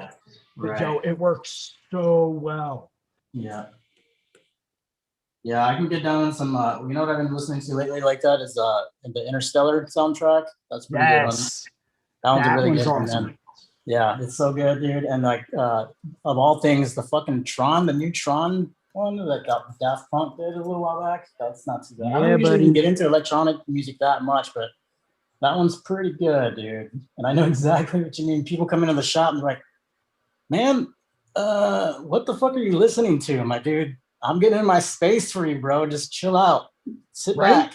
Give it a second, man, before you start judging me and shit. It's like you don't have to listen to death metal while you're Yeah, doing yeah. a tattoo. It's Yeah, not not a all the requirement. time. I'm sorry. no, you exactly. you don't have to do that.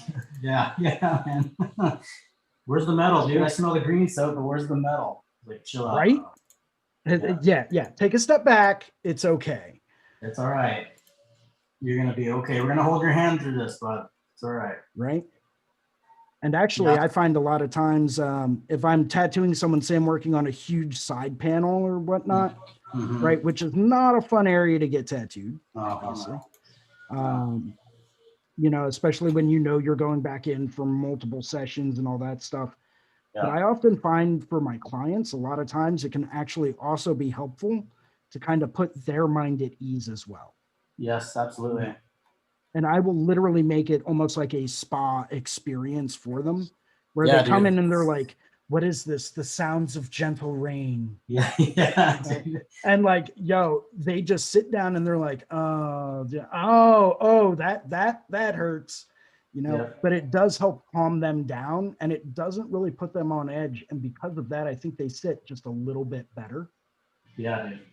Man, I have a lot of clientele that's like pretty much my age or a little bit older or a little bit younger. And a lot of them have kids and like this busy life, man. And they come in and they sit down, they get tattooed for 4 or 5 hours at a time. They're like, man, I gotta be honest with you, this hurts, but this is so relaxing at the same time, dude. It's incredible. Right? Exactly. Yeah. Kira, thanks for joining. What up? Oh, we can't hear you. We can't hear you, but it seems like your microphone is on somewhere. So maybe there's a Bluetooth disconnection, but be careful, you're driving. Is it better now? Can you hear me now? Yes. Yes. Okay. Yes. Everybody. Yes. Please be careful while driving. Yeah. That's better. Actually, I think your microphone might not be all that great. Hold on. I'm now having trouble hearing everybody. That's okay. I was just talking nonsense anyway, so. I'm listening to, have you ever heard of Dead Meadow? There we go. Now I can hear everybody. Hey, welcome. How's it going? Yeah, I 100% agree, by the way, about the music. I do the same exact thing, and I always have to look up at my clients and be like, I'm sorry of my weird choices of music, but the classical music is much more relaxing for me and for you. Yeah. Precisely. Plus, give them a little bit more of a broadened horizon as far as music goes too, right? So Yeah, exactly. Yeah. And usually when I know that somebody's gonna be getting tattooed in a tough spot, I'll usually like put a movie or something on because usually they'll pay attention to that and then they'll forget that they're actually in a lot of pain. So it gives me the time to just get in what I need to get in for them. yeah, I do that a lot too. Yep, likewise. Yeah, Ricardo's got like a 60-inch TV in his studio. Yeah, dude. Is that 4K? That better be a 4K screen. Dude, how did you know, man? Have you been coming in here when I'm not here or something or what? Because yeah, it is a 4K for sure. Dude, I'm here all the time. Like, and I love it. Ridiculous. So, yeah. It's great, man. The clients love it, dude. Like they're like bugs to a fucking bug zapper. You know what I mean? Like they're just mouth wide open, staring at the movie, and we'll just shoot the shit about pointless movie trivia to each other. You know what I mean? It's fucking great. Right. You know, when we had, I got all of the equipment at one point for the tattoo gathering, like all the video cameras and the, you know, hooking them up to the TVs specifically to do seminars. And so I was in the front room of the tattoo shop, and with a big ass TV set up and a wicked new high def camera set up in the front booth.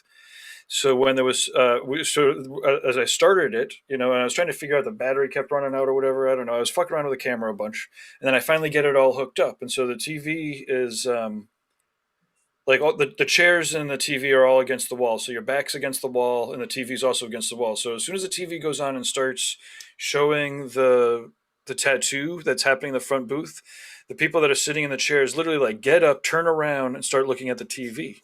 Yeah. You know, and I was pretty tuned into like just making sure all the shit was working. But then I noticed in the back of my head, I'm like, wait a minute, that's weird. They had every opportunity to look at the tattoo happening in front of their very eyes. Yeah. But as soon as it was on the TV, they literally got up and turned around.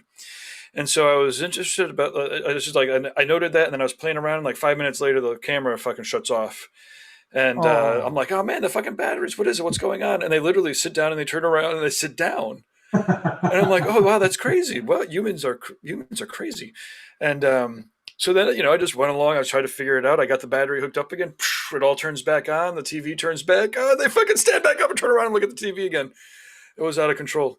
But to your point, yeah, it's like, I don't know, you know, it's like moving pictures. The energy that's coming out of it just sucks you right in. It's almost impossible to not look. And again, like I said, this was not even a movie. This wasn't a YouTube video. This was literally the same tattoo that was happening before their very eyes. Now, on the other hand, it might actually be more interesting to look at like a high def version of it pretty close up, you know, Yeah. than it is to like look over someone's shoulder from far away.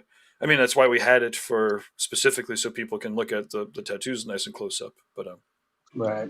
anyways, to that point, That's that was awesome, cool. man. I do want That is a great to idea. mention that you guys were talking about some sci-fi channels, and Yeah. the Blade Runner, the new Blade Runner soundtrack is out of control. Awesome. I'm gonna put that one down right now. Yeah, Blade Oh, Runner. dude, whatever, that's a good one. oh, it's out of control. And then I do want to point out that on the Tattoo Now YouTube channel, at the very bottom here of the homepage, we've got a whole mess of long form concerts and stuff. That's it's not like a massive variety, but what do we got? De La Soul, we got Spangle, White Stripes, Alabama Shakes, Father John Misty. If you go in here and you click like random, there's enough crazy stuff that well, they're all long form, so that Awesome. you can put them on random and then walk away. Anyways, Oh, it's killer, dude. It's on the forum. that was on the Tattoo Now YouTube channel. I'll put a link over it. Okay. You know what? Maybe we'll make one for Reinventing too. I can Yeah. start there, and then Yeah. everyone can add to it. And the goal would be to add stuff that's like, you know, again, half hour or longer, so that's worth it from start to finish. Like just like spectacular performances that are, you know, long form. Yeah, Because man, people get killer. into that shit, you know, for long term, you know, sessions and shit. Yep. Yeah, I'll play the what is it? The Iron Maiden, the Beast tour. The I can't remember which one that one was. Fuck, what was it? There's an Iron Maiden tour where they fly around the world, and it's like the 12 shows around the world in so many days or some shit like that. I can't remember what it's called now. I'm spacing out. Anyways, I don't know. That sounds awesome though. Yeah, we love that one. Burden of the Beast, or I'll look it up. You know, I feel like an idiot. Let me see here. Way to go, Anyways. Ricardo. I know, Dropped dude, the ball. totally dropped the technological ball here. Let's see. So Kirsten, do you have any advice for apprentices? Like, how'd you land your apprenticeship? Are there things that you either were told that you didn't listen to, or things that you wish you were told? Oh Jesus. I feel like everybody's apprentice story is either like a really nice time or just a complete horror story. But I thoroughly enjoyed mine. I originally was apprenticing at a small shop. I got the apprenticeship through actually the piercing apprentice was my friend, and she said that there was a spot open, and I had just turned 18, and I was there like the next day. I had taken a bus and gotten to CVS and like printed out like the most horribly quality little tiny photos of my work and shoved it into any binder I could find and showed up there, and they talked with me. I got the apprenticeship. And then that apprenticeship wasn't really the greatest. So one of the artists there actually took me on, and we left and went to a different shop, and that's where I've been. As far as like advice, the only thing that like I would say is to don't think that you're going to turn into like somebody like a Jesse Smith tomorrow. That's never going to happen. So when I No, Jesse Smith didn't turn into Jesse Smith right away. Although yeah, truth be told, he did fucking knock it out of the park right at, pretty quickly. But he also Oh had yeah, like a full military career, and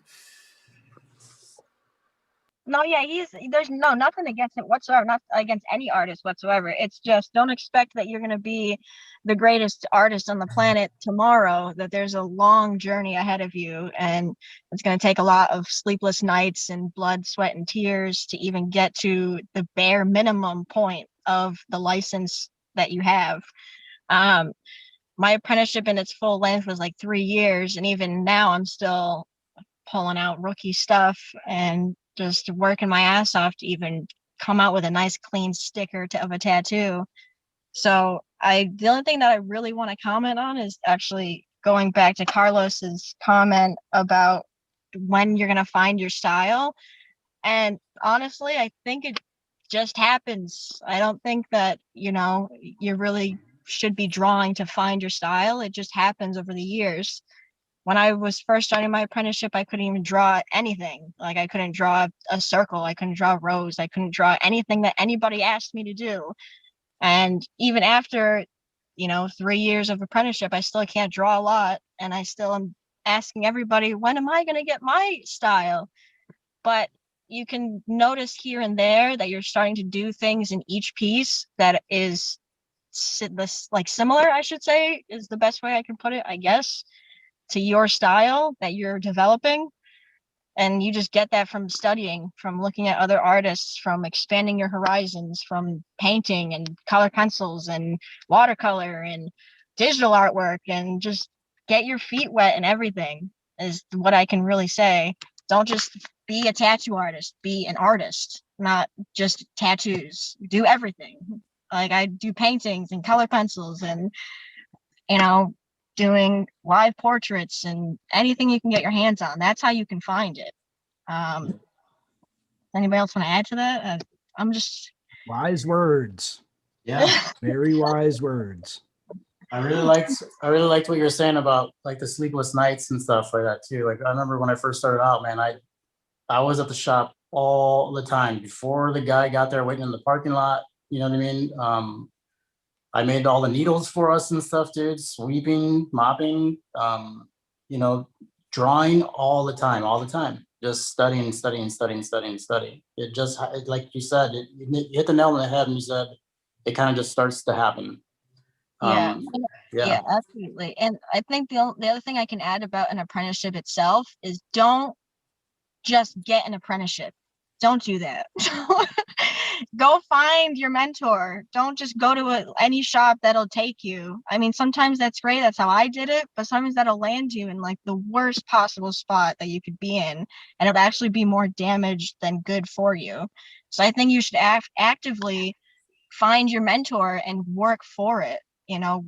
Apprenticeships are hard to come by. Everybody knows that. Even now, nobody wants an apprentice, but you should go out there, make a good portfolio, get yourself confident in what you can do, and go out and find your mentor that'll teach you what you want to know and, get you where you need to be, and that you can trust will get you there, as I best can say it, I guess. So I think you hit on an important point there, is that, you landing your apprenticeship was a very unique circumstance.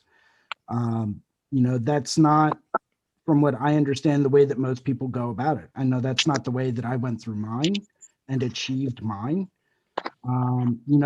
That's, you really kind of lucked out there.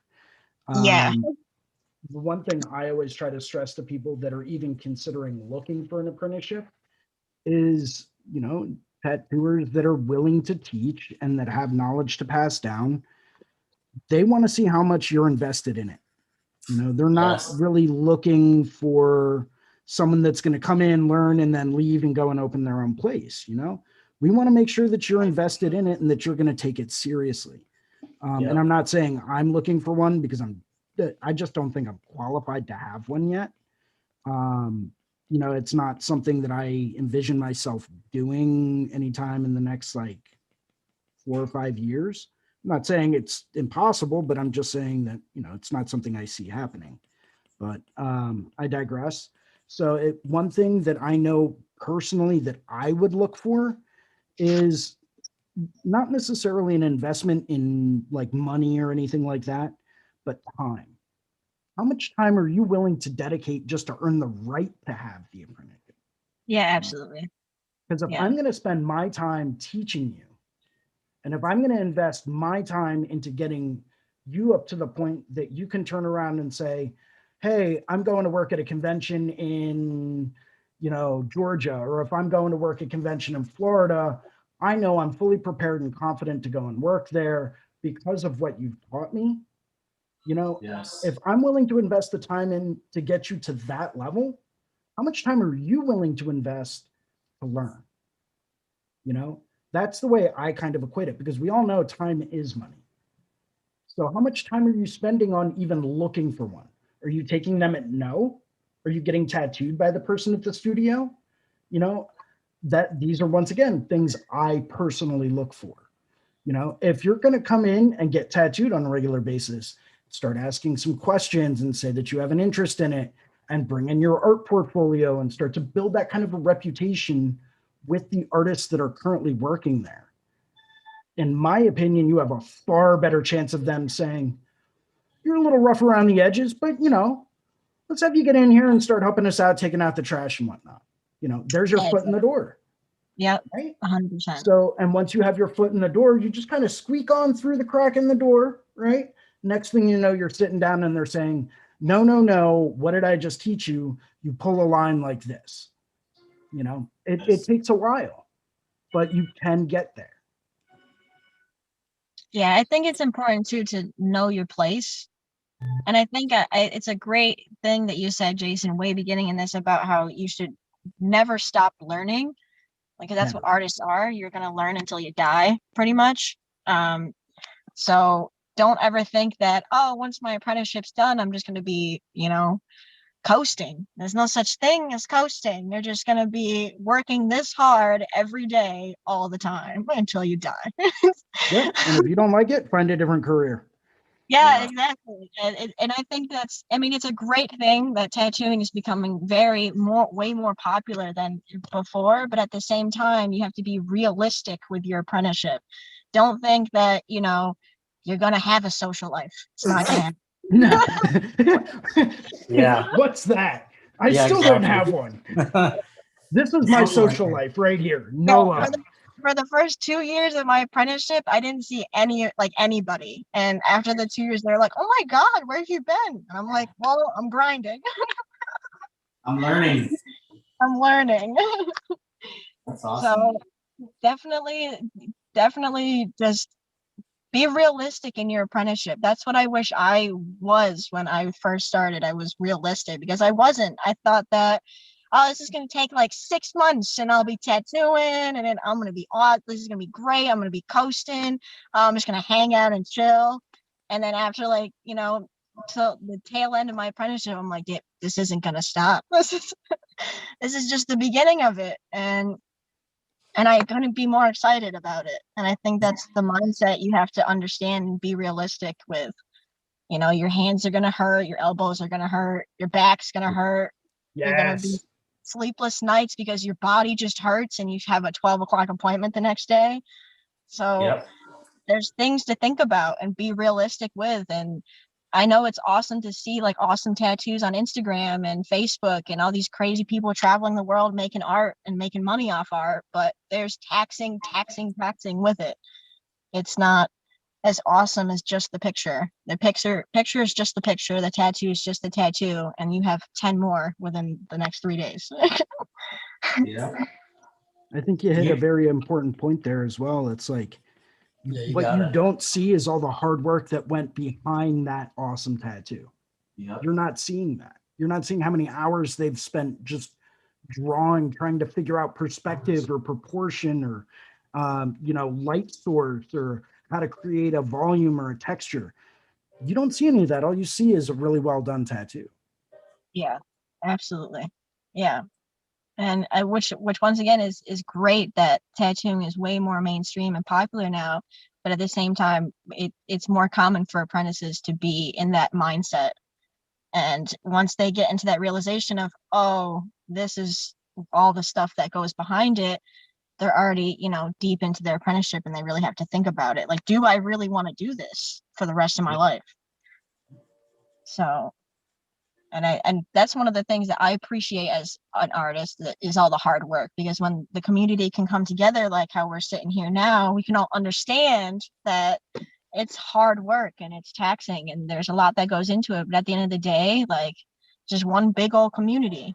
And for apprentices out there that are, you know, trying to learn off of different artists and they're being difficult or have a high ego, just remember that all artists, all they want to do is teach each other and talk about it. And if you have an artist or somebody that doesn't want to talk about it or wants to hide certain secrets from you, just go somewhere else, man. Yeah, save your time. Yeah, artists are around just to share to each other what can happen and what they do and what works for them, because they should love talking about it, not hide it from everybody. These are my secrets, nobody else's, you know? Yeah, the beauty of it is that kind of mentality inherently is going to die off, right? Or at least it's not going to, you know, it's not going to be as strong in the future if it's not intentionally trying to pass off its knowledge. Hey, what was your first awareness of tattoos? That's a good question.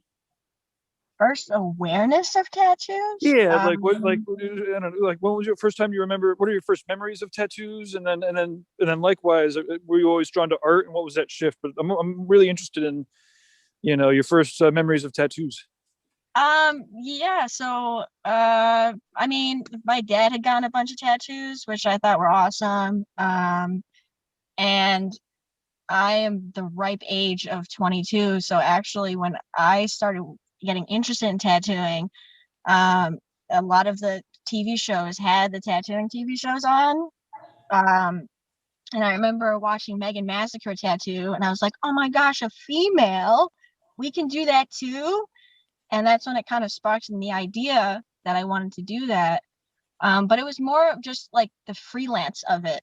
Because I feel like tattoo artists are the most free people, because they can just get up and pack and, you know, go somewhere else and still have a place to tattoo and do the exact same thing that they've been doing, because the clients will follow.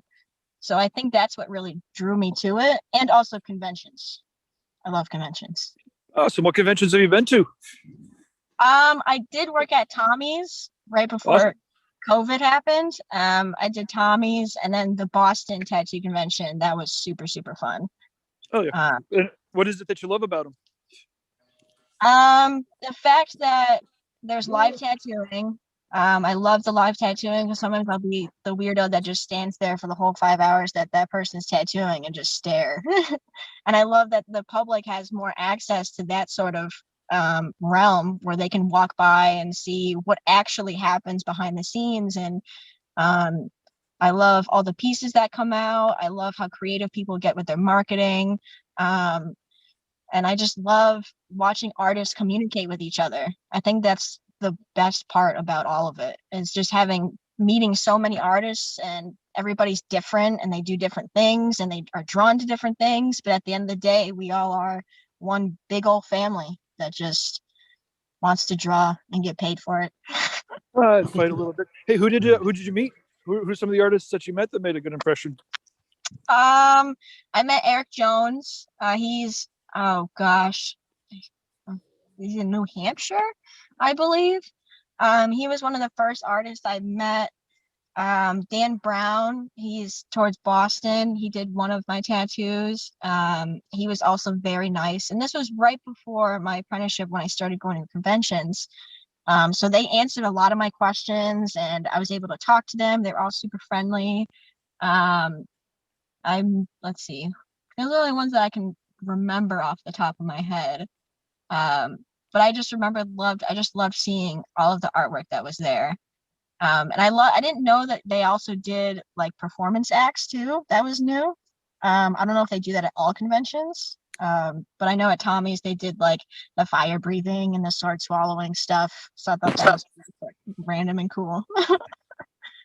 Yeah, it depends on the show. Most shows have some sort of entertainment up there on the thing. Usually the shows that I'll end up doing or be involved with are a lot more geeky. So like we'll do like book TV style events on the stage, but that's definitely a difference. Usually there's a variety of acts. What's Jason or Ricardo? What are some of your favorite conventions that you guys have hit up? Go ahead, Jason. Oh, dude, I got a list. So let's see. London by far, London or Paris have been my two favorite ones I've ever been to. London, just like the caliber of artists that were there was incredible. Such a shame that that's not going to be going on anymore. Wicked sad. Paris, Yeah, but you've been to the Paris show? yeah, I went to the Yeah, Paris make me show a few jealous. years Let's back. hear that one. Oh, dude, that was so the venue alone was like incredible. It was, I think it was in like an old sports arena. I got a hotel right by it, by like one of their major transportation hubs. It was a like 20-minute walk to the venue. And you're walking around, they had it on 2 floors, but it wasn't like a hotel floor in like a conference room. It was an oval venue. So I think it was like some kind of indoor basketball arena or something. And they had like the box seat area, and then they had like the ground floor, and you could walk up and down the aisles on the ground floor. Then you would go up some stairs or take a lift, and then you would walk around like a perimeter area of booths. And it was just, it reminded me a lot of London in the fact that you're walking around and looking at some of the top like 2% of tattooers in the world. You would turn around and there would be Shige from Japan. Then, right across the aisle from him, you would have Orient Ching. And then down from them, you'd have Shane O'Neill and Nico Hurtado. And then on the other corner of the aisle, you'd have James Tex. And like, so, I mean, they really covered every possible style you can imagine. And it's like, it was like the cream of the crop of like tattooers that I had ever personally seen. Leap Blue was walking around at one point, and I was like, he's here. He's here. I need to find him and shake his hand. Total fanboy. Total fanboy. As far as like domestic conventions go, Philly, as far as the size of it, is just intimidating, but it's awesome the energy that you have in the air. Baltimore's been a good one. Lehigh Valley is always a good one in Lehigh Valley, PA. Very, very small, but very high caliber artists. So I really enjoy working at that one and going to that one. Is that a meeting of the Mark? Is that one, or what's the? No, it's the Skindustry Tattoo Expo. Cool. Yeah. So once again, that one's a little bit more focused on old school tattoos and very traditional styles. But they do have other people that are local that are very, very good at tattooing. And I'm very fortunate, or I guess kind of unfortunate, to work in an area that's like totally saturated with unbelievable tattooers. I mean, guys like Rich Wren, who is like insane with his new school work, Scott Bramble, Brian Donovan. And these guys are all within a stone's throw of where I work. So it's constantly kicking me in the butt saying, yo, dude, you need to do better. Because if you're trying to compete with these guys in this area, you got a lot more work to do. So it's nice in that aspect. You get a lot of guys down in Philadelphia, and even guys in other parts of Pennsylvania, like Studio One with Kevin Riley, incredible artist. Martin Lacosse's. Stay on target. We're talking about conventions. Yeah, sorry. Studio One is awesome. I get distracted so much. New Jersey's got a couple of good ones. I mean, I won't work at any of them in New Jersey anymore because they have the IRS on hand. And that's kind of like, really, you're trying to collect taxes off of the tattoos I do in 3 days? I'll pass. Georgia's got a pretty good one. Virginia Beach is a good one. I keep hearing about different ones down in Florida. Like there was one that was right by Cape Canaveral that I really want to try to check out. Here, Austin's got a great one. Two that I really want to get to, though, are San Francisco, the Bay City Tattoo Convention, and the San Diego Invitational. Yeah, dude. I really want to try to get to those one day. Yeah, those are two heavies for sure. The Bay Area one's been awesome for a long ass time too. The San Diego one awesome. Looks like those lineups are always spectacular. Well, I know Bill Canales, who runs the San Diego Invitational, he actually recruited a whole lot of guys that worked at the London show to fly over and work at the San Diego Invitational. Nice. I'm sure. And these are guys he's really gotten to know well. So you see a lot of the same faces at that one. I have a quick question. So I still have, my bill paying job, but what did you guys do during your apprenticeship and whatnot? Like, what was your second job? Go Well, ahead. mine, mine involved certain particulars that we'll just kind of skip over, just during the tattoo apprenticeship. But other than that, man, I worked a few temp jobs here and there. I worked a few temp jobs and stuff like that. And then one day I was just like, man, I went home on the break and I literally finished my lunch and I called them up and I said, I quit. And, I had a little bit of money saved up and I committed everything to that job. And I went for it. And thankfully in the next like 3 or 4 months, I was starting to do tattoos for money and stuff. You know what I mean? So that's pretty much it. You just got to decide one day and, try to set yourself up. Live kind of meagerly for a while or humbly as you can and go for it. So I was a stripper. I'm not going to lie. No, I'm joking. No one would want to see that. So I actually went through my apprenticeship while I was still in college, which was a challenge to say the least. But I found a way through the university I went to go through and do a whole bunch of independent studies and work studies to get college credits for actually going through the apprenticeship. So that really, really helped. But on top of that, I was also working part-time, and I was actually working for the university I was going to.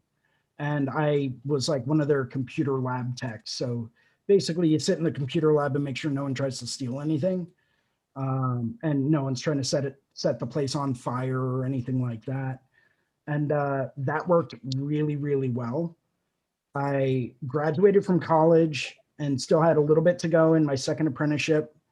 So I kind of left everything there, went up, was like a week out from finishing my second apprenticeship, and then got a call back from the university I was working for.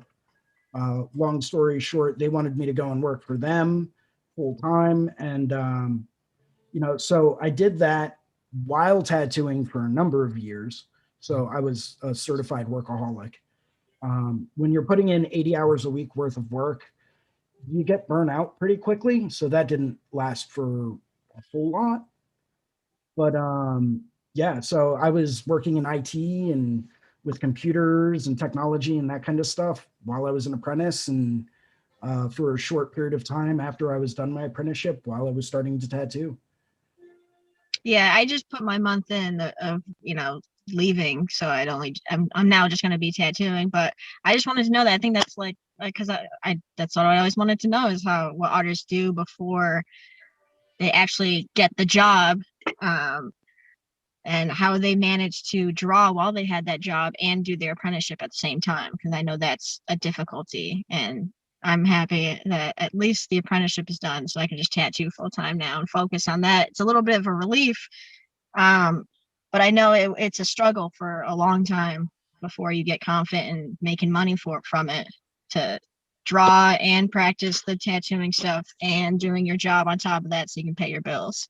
Yeah, So, one of the things I'm always advising like young people is to if they can, and often having the intention as the first part of being able to, is to find gigs inside of what it is that you want to do, right? So like if you can get a job at a sign making company or even a t-shirt printing company, or in a place where there is art being used for commercial purposes, Joey Cap was, airbrushing at the mall.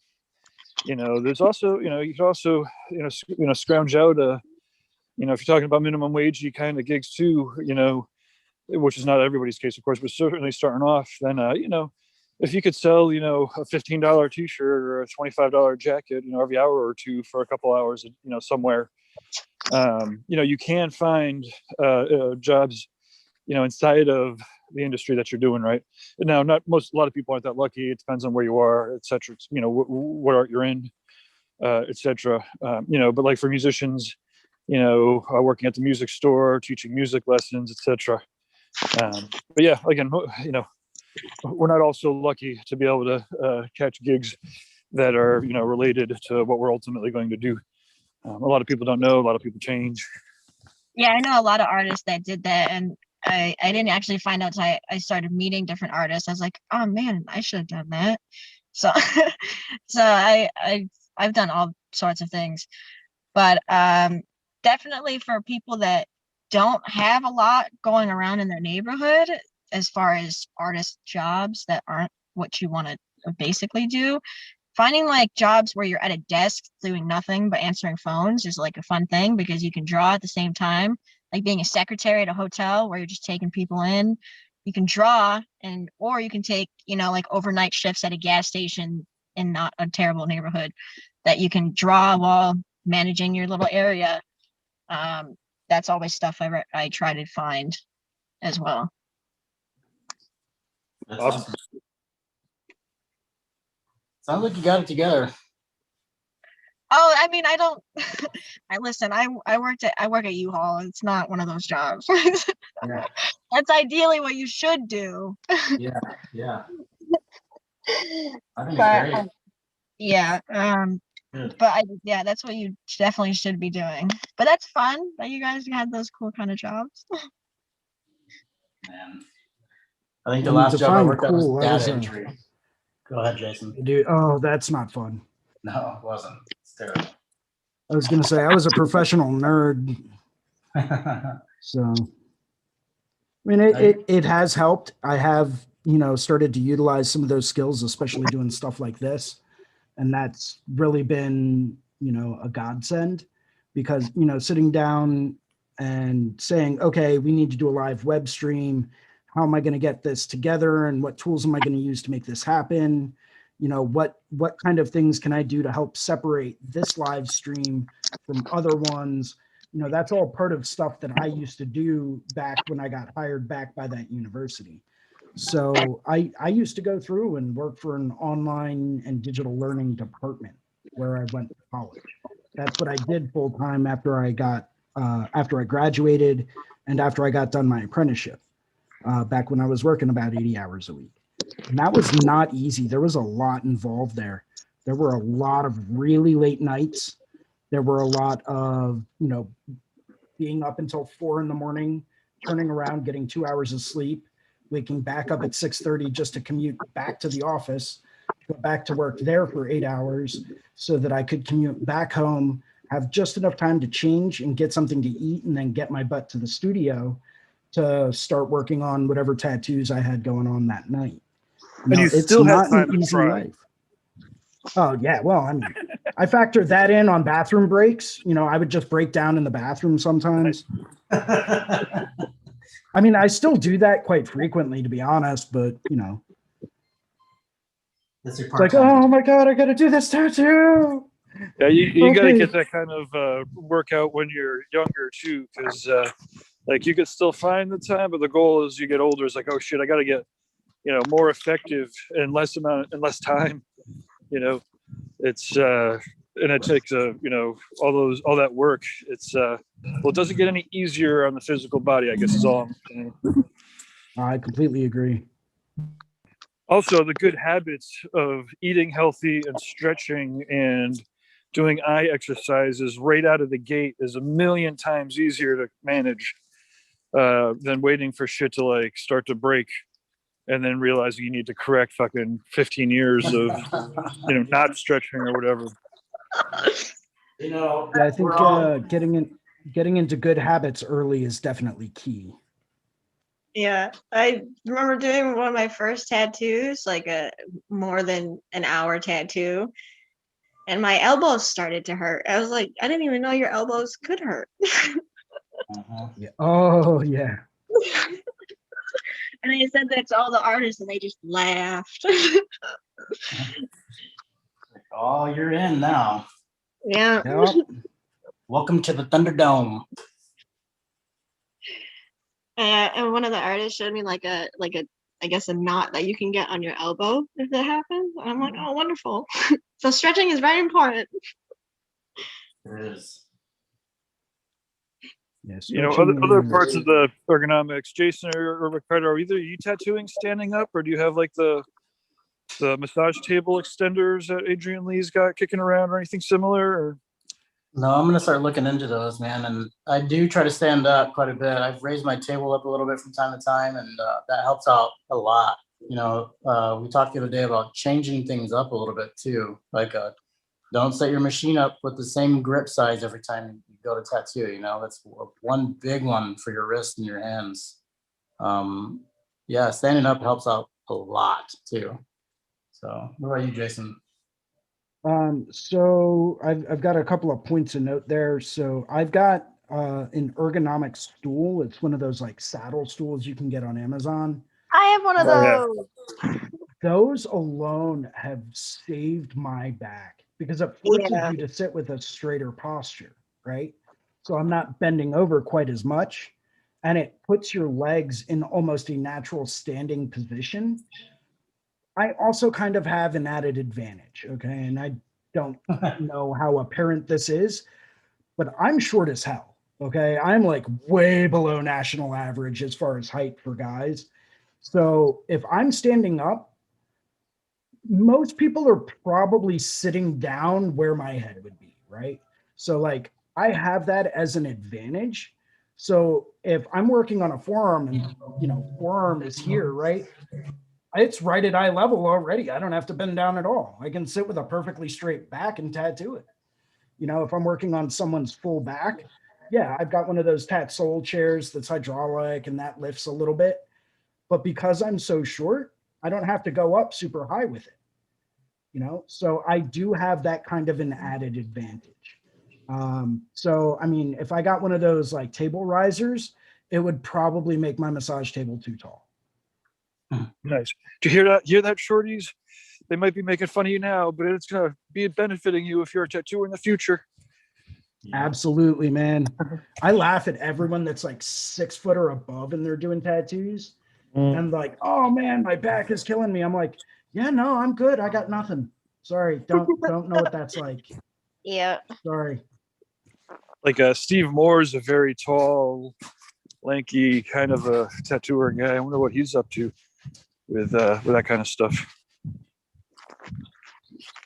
He's so good, Steve Moore. Whenever we bring up all the Canadians, it's always amazing to think of everybody. Oh, cool. So there is definitely something in the water up there, man. There has to be. Yeah, I'm in the same boat you are, Jason. I'm like 5'6", dude. So it has its advantages for sure. You know what I mean? Yeah, Ricardo, my life's goal is to be 5'6", okay? And that ain't ever gonna fucking happen. All right. How tall Like are that you? is my dream in life, is to at least be 5'6". And yeah, Oh, man. that will never happen as long as I am alive. Unless I like break out the platform shoes and whatnot. Gotcha. I can make fun of it because obviously I've been this short my whole life. Don't know if you guys knew that, but it's it's something I've gotten used to, and like I regularly make fun of myself for it. So, because when you've heard every short joke in the book, it's like, oh, really? You're gonna make fun of me for that? Because you couldn't find anything else to make fun of me for. You have to go for the low-hanging fruit, really? Yeah. Like, come on, come up with something original. Right. it's funny. You sound like Marcus. This seems to be a common theme throughout humanity. Right? It's like, we're tattooers. You should get creative with what you make fun of me about. And I've heard And I've heard those short jokes a million motherfucking times. I'm sick of them. I'm not even sick of them. I'm so fucking sick of them that I can't even be bothered. Fucking, do something real creative. It's like, really? I'm short? You're just now noticing? Yeah. Did you just get the memo on that? Like, come on. I did. I had no idea how tall you were because all I've seen you Oh, do is dude. a video. Trust me, if we met in real life, you'd be like, wow, on screen, you're like much taller. I'm gonna be texting Marcus right away and be like, Marcus, I found somebody way shorter than you. And he's gonna be like, fuck you. You think I haven't heard that before? Yeah, no, for real, really. I'm not Yeah, no, fucking- if he's really that short, though, I'm interested to hear how tall he is because I may No, be shorter. I have no idea how tall Marcus is, but every once in a while, it's fun to razz people. Oh, get he'd it. meet me and feel like a giant instantly, guaranteed. He's great, though. I love Marcus. I visited him a couple of years ago over in Berlin and hit up some of the old bunker ruins. It's a crazy country over there in Germany. It's we did hit one of the Holocaust, one of the death camps. That was pretty intense. Oof. Yeah, But, He's another one of those guys that like I've been looking up to since I started really like trying to figure out tattooing. I would just look at his work and just be like, wow. Yeah, Like, fire it up for Did people. they get cheat codes? Like, are they using the Konami code during tattooing? Yeah. Fire up. Can you screen share some of his work Marcus? with people? Yeah. Absolutely, man. He's out of control. Kira, do you know Marcus Leonard's work?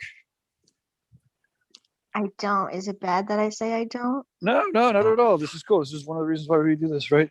Check this out. He's such a precise, awesome person. He's a precisely awesome person. And he is knowledgeable, man. He has got a wealth of information. Those are my favorite people. Yeah, he'll There's tell some you very exactly, few of them lately.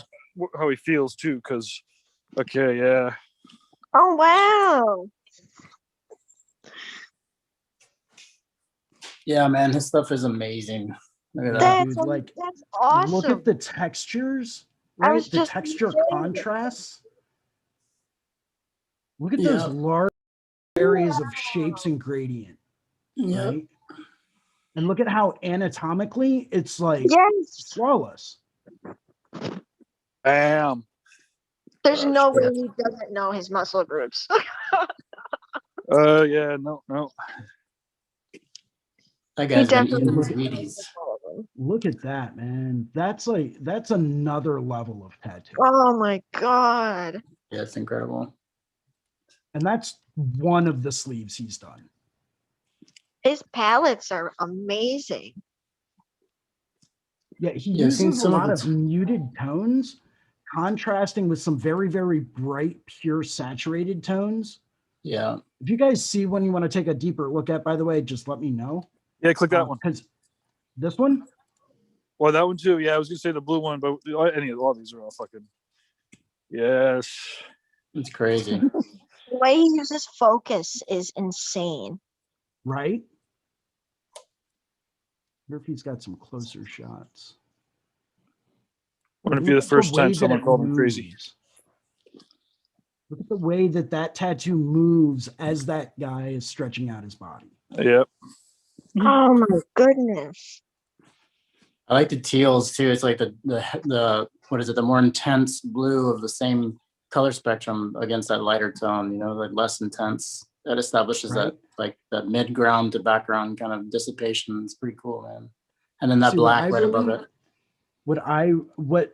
One thing that really impresses me with this piece, perfect example, is look at his use of like saturated color tones, right? So he's Yeah. got this very, very intense saturated blue in the background. Yeah. And then he's got a very intense, very bright, vibrant red and neutral with everything else. You'll see a little bit of like orange here and there and like a little bit of that like greenish tone as if he were to mix straight in with that teal. But like, look at his use of neutral colors along with like super intense colors. Yeah. With the intensity He's value. a Yeah. master. A Yeah. master. And then that's also matched with the like fuzziness of the background too, right? And Right. Right. but the high contrasty fuzziness as it fades out, like with the sharp outlines and the What Just I- the focus and detail is amazing. Yeah, I love the fact that he used that green on that right shoulder there. Like that's not blue, that's definitely green. And Yeah. it just complements that red. And I love that he used complementary colors in this. And the fact that red Mhm. and green make brown just makes this whole thing come together. That's a good transition color between the two. It almost seems as though he went from the blue into like a yellow ochre, Yeah. right? To make that green. Yeah. Yeah. That blue, that green has the same intensity as some of those blues, you know, and then when you start mixing some of those reds that he used into that, you're easily going to take it back down to like a neutral tone again. So that's incredible. And that's, once again, that's one of many of his pieces. Well, the cool part about that is too, is like how close those colors are together. And like she said, you can mix them together to make these other tones that it's the way light would actually play on a surface. It doesn't change the entire color at all. It just changes the intensity of it when it moves over different dimensions, different parts of the surface, you know, so it's a really awesome manipulation. Well, look at those leaves. Yeah. I was just gonna say those leaves are awesome. Yeah. Oh, the way it wraps around Mhm. like that. Yeah, his use of composition is, Wow. it's on another level. Yeah, I love the texture on those like long shapes. I like the way he ended it, not with just like a straight line, like the positive negative negative space of shapes. that eight. Yeah. Yeah. Yeah, it's fucking radical. He's he does like look at also seminars the where level of, I was going to say, look at the level of texture that he used in some of those more organic shapes. Yeah. right? Next to the texture and the smoothness of those leaves to Yeah. help contrast and bring those forward. Yeah. Pretty awesome. I was going to say part of his seminars is he's taking people through the woods and collecting reference, you know, custom reference and shit, and working with it, you know, the next day. He's always thinking. He's thinking that Marcus guy. You know, that's cool, man, that you said that, Gabe, Marcus guy, man. because that area right there by the elbow, right inside the ditch, that there's that, like, what is that color? Like a creamy kind of texture, like almost like a root. Yeah, right there. Right here. It looks like the root of a tree almost, like where you could see that's that segmented area where it breaks into the other parts of the trunk of the tree and stuff. You know what I mean? It's pretty incredible looking. That's wild that you were just saying about the going into the woods, because that's what I thought it looked like as a tree. It's fucking incredible. I would be surprised if he, you know, didn't take those reference. You know, he might have probably taken them with a client. That's cool, man. Very Yeah, cool. what I appreciate too is that these leaves are ginormous. If we Yeah. really think like that, those leaves are covering the majority of that deltoid, Mm-hmm. which I appreciate. And then you're able to see it from further away too. Like you're exactly. taking the whole piece in a much bigger scale. Yeah. That's fucking radical, man. Yeah, I stumbled upon him a few years back, dude, and it's just mind blowing. It's fucking awesome.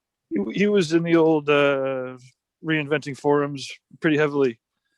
Nice. Yeah, I remember seeing him in there quite a few times. I guess he he got a little sharp with somebody, but I think that they recently rejoined the new community, or the new Reinventing community. He's but he's known for his opinions. He's, you know, he'll tell you all about them. Yeah. It's good though. It's great. You should be able to have your own opinion and be able to have a conversation for sure. Yeah. Well, as long as you're not wasting anybody's time. Yeah, it's true. Life's short. Yep. That's Cool. awesome. Does he have any of his newer black and gray stuff up? No, but You know, you might want to find him on that Instagram. He's got his is it Luxotera Black? Is that what it is? I think so. I think I heard something about that. Is there a link right there? The link might be right there. in the Uh, description. Black. Yep. Yeah, Yeah. this shit is fucking insane. Now, Oh, because each no. photo is desaturated, it makes me wonder if they were done in color and these are just for contrast, or if they were actually done in with nothing but black and gray. Near positive they're all black and gray, but I could be wrong. Yeah, Look at his use of focus. yeah, that's what I'm saying. It's great, dude. Look at that. Wow. That's amazing. Yeah, I love seeing the same value be stretched that far to help with that negative relation that it's next to that helps that shape, man. It's incredible. It's like a total mastery, like being able to use tones like that. That's fucking incredible too.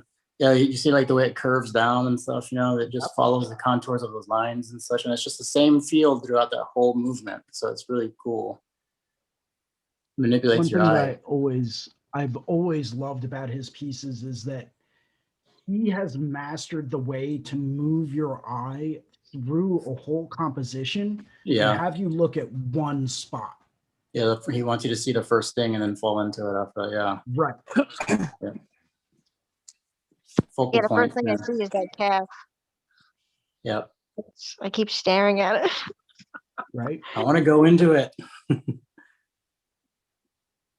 Because Don't if look at you the made light. that whole like bottom part black, it just wouldn't work out. The fact that there's like one square of like a light, like a more light value right underneath the arc of it.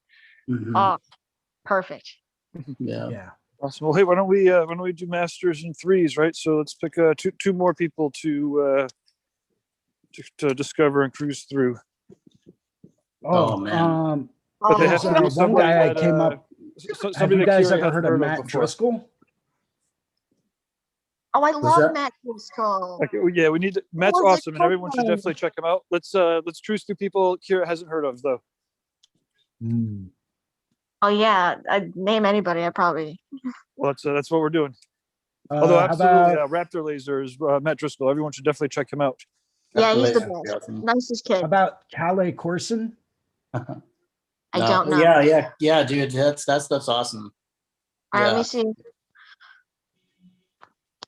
that how you pronounce his name? Yeah. Yeah, I got to Calais. meet him in Puerto Rico.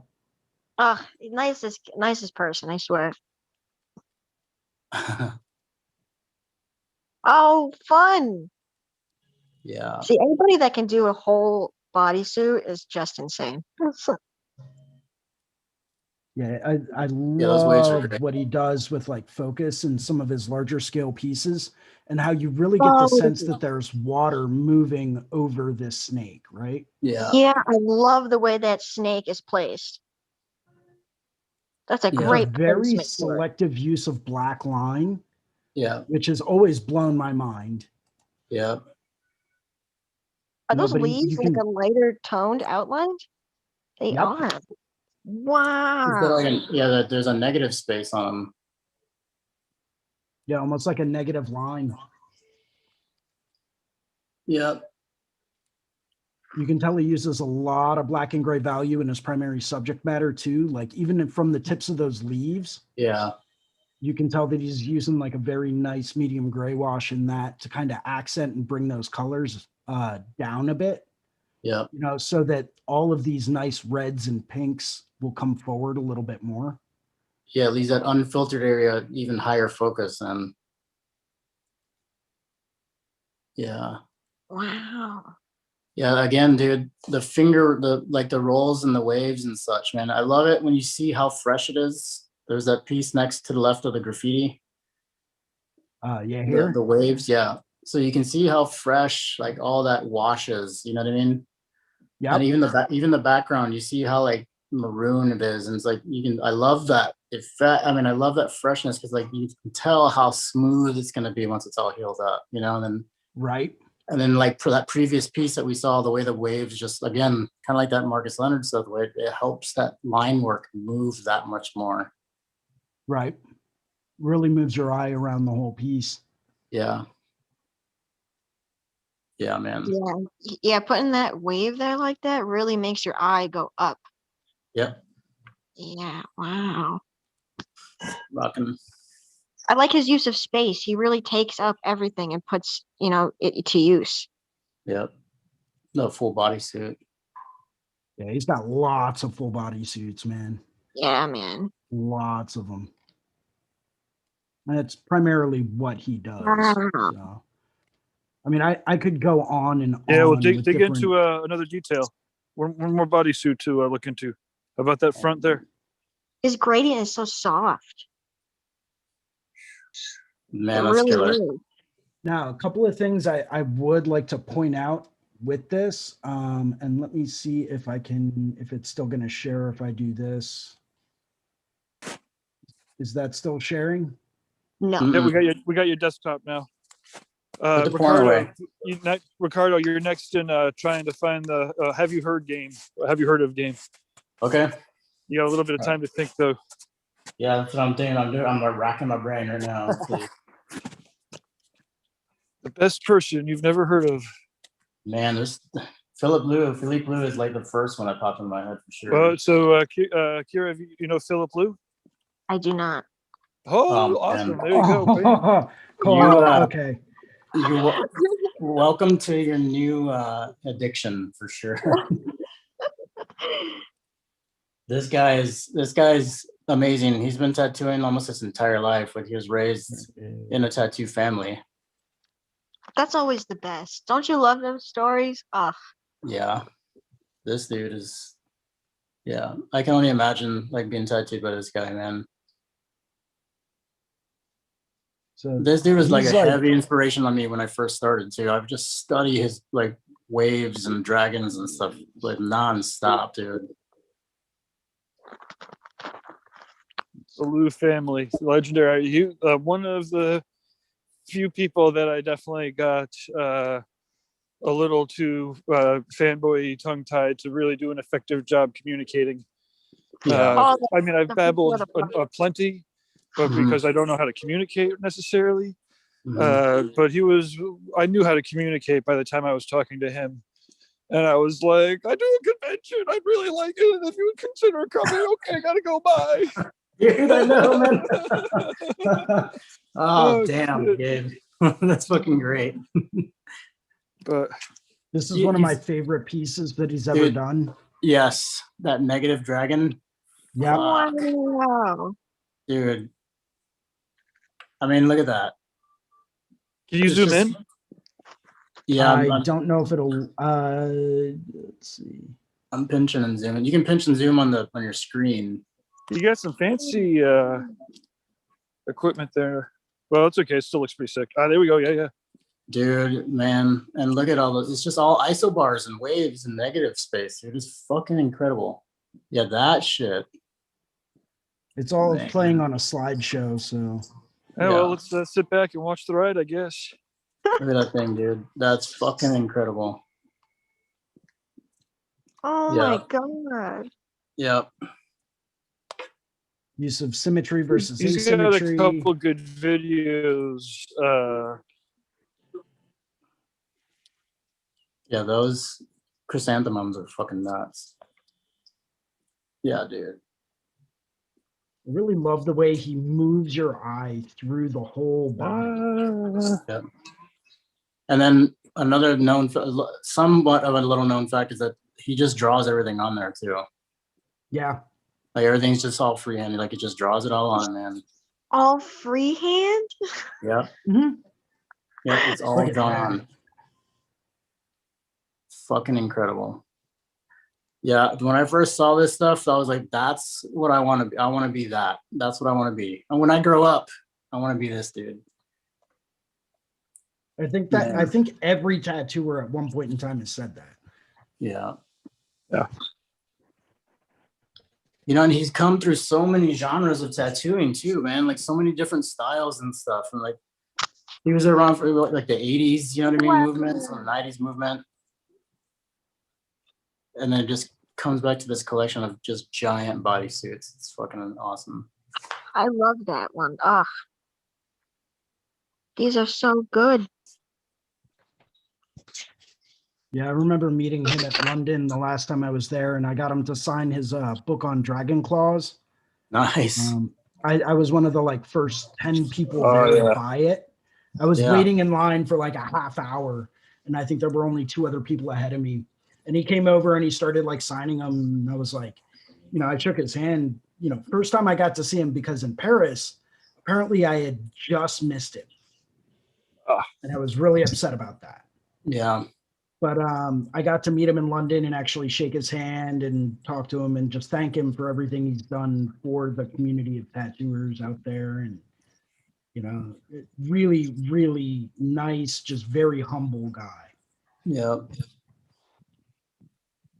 I've never met him in person, but hopefully I don't fucking like crap myself whenever I do meet him, if I do meet him. I feel like people do that naturally. They Yeah. don't mean to do it, but they just are so excited. Yeah. Yeah.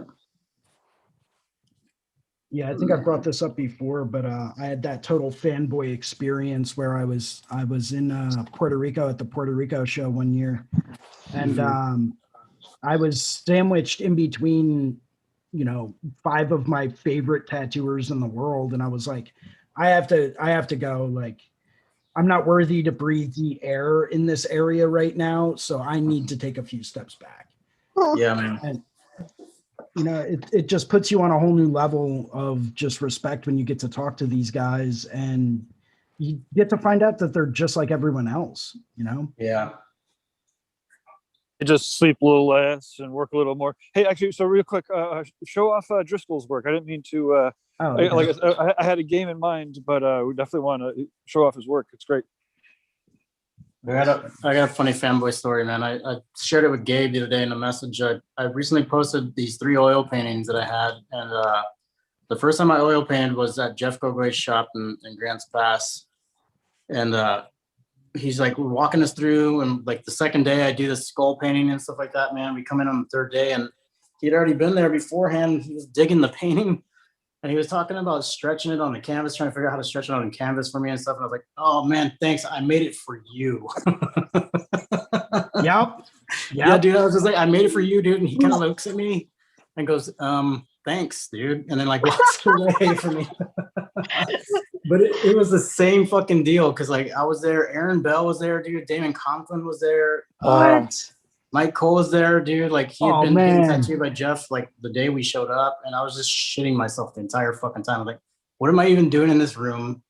These guys are gonna look at my shit and just like not like it at all. And so, you know what I mean? I was like, damn, dude, what am I gonna do? And I tripped up all over myself. It's fucking hilarious, dude. So fucking funny.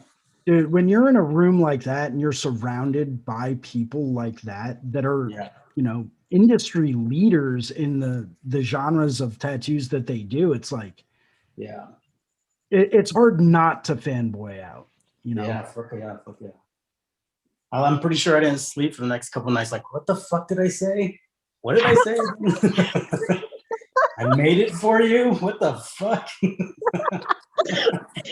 Like a little. That doesn't sound creepy at all. I know, dude. I know. Tell me about it, right? I made it for you. I just wanted to mention about Matt how I want to learn color from him so bad. I have so many questions. That's great. Man, that is good looking. Yeah, his use of like warms and cools to create the contrast really move things through the space. Yeah. That's awesome. Yeah, that's awesome. He did another painting too that's like that, but it's got a lot more vibrant colors. It's better if you actually just, You know what? orange is great. There's one more guy I would recommend for sure after this, dude, if we have time for it. Well, dude, I can end the session whenever, man. We could be on here until 8 o'clock tonight. Yeah, we can do it. Oh, that purple, that skull. Sorry, the skull in the middle. Yeah, that one. That one. Wow. Is ridiculous. Yeah. Because each color is just as equally just so vibrant. Right. Yeah, he's using the temperature of the color to create the shadows and the highlights. Yeah, I was Yeah. gonna say, and then that black, man, that just makes it all just that contrast is just electric. Yep. It's like the Predators looking at it. Yeah, Yeah. it's a great painting. I have so many questions. It's awesome, man. Wow. Yeah. Tim Biedron. Oh yeah. Dude, Tim Biedron is hands down one of my like top fucking echelon tattooers for sure. What's the origin of hands down? I don't know. Why would Like, because I understand Oh, it and it's loud and wow. clear.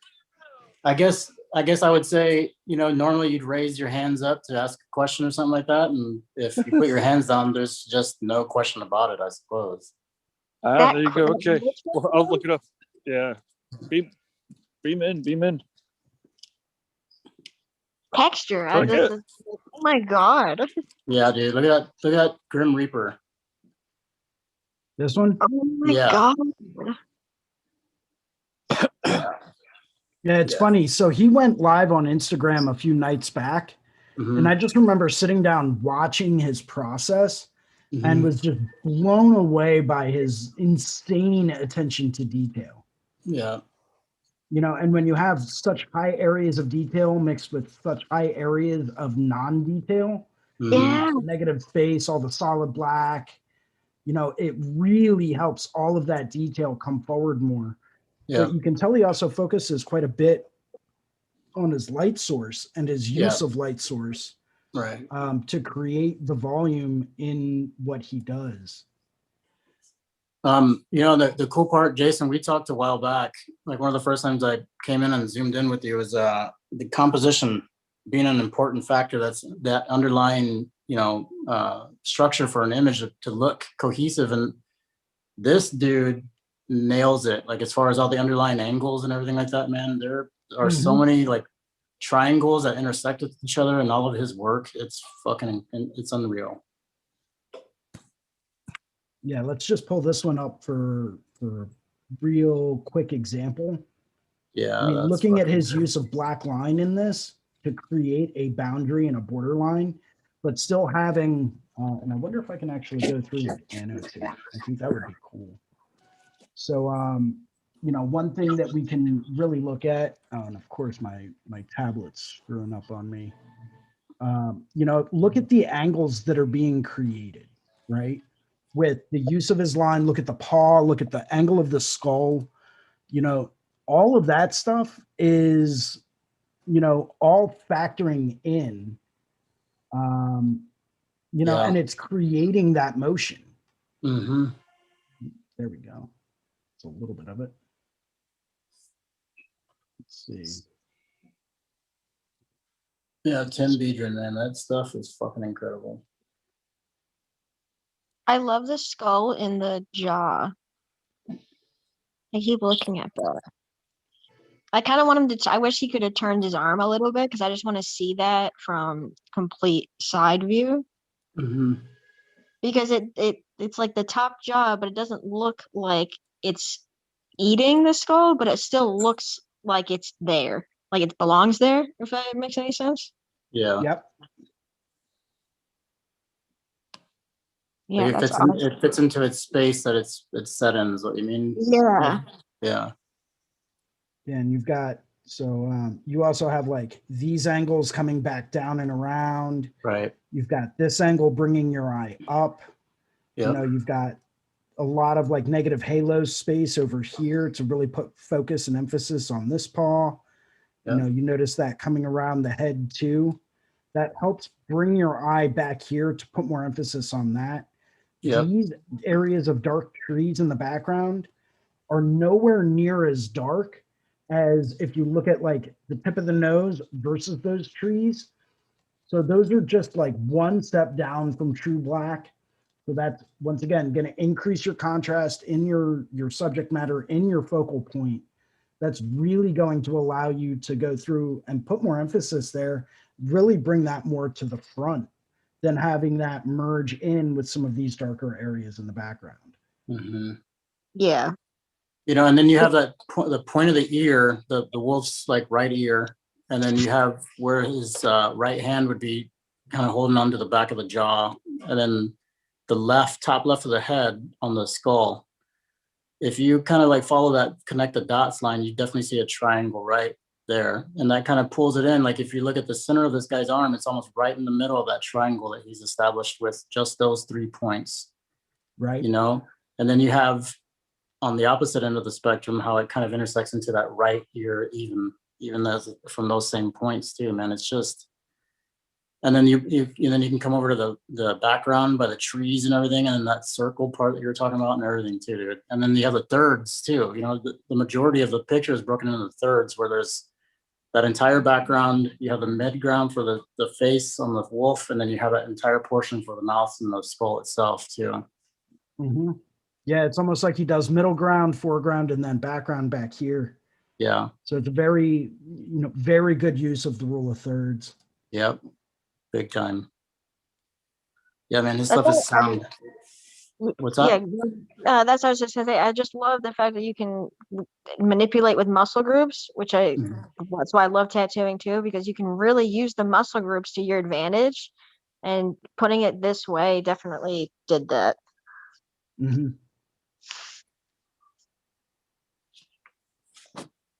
Yeah, excellent work. Yeah.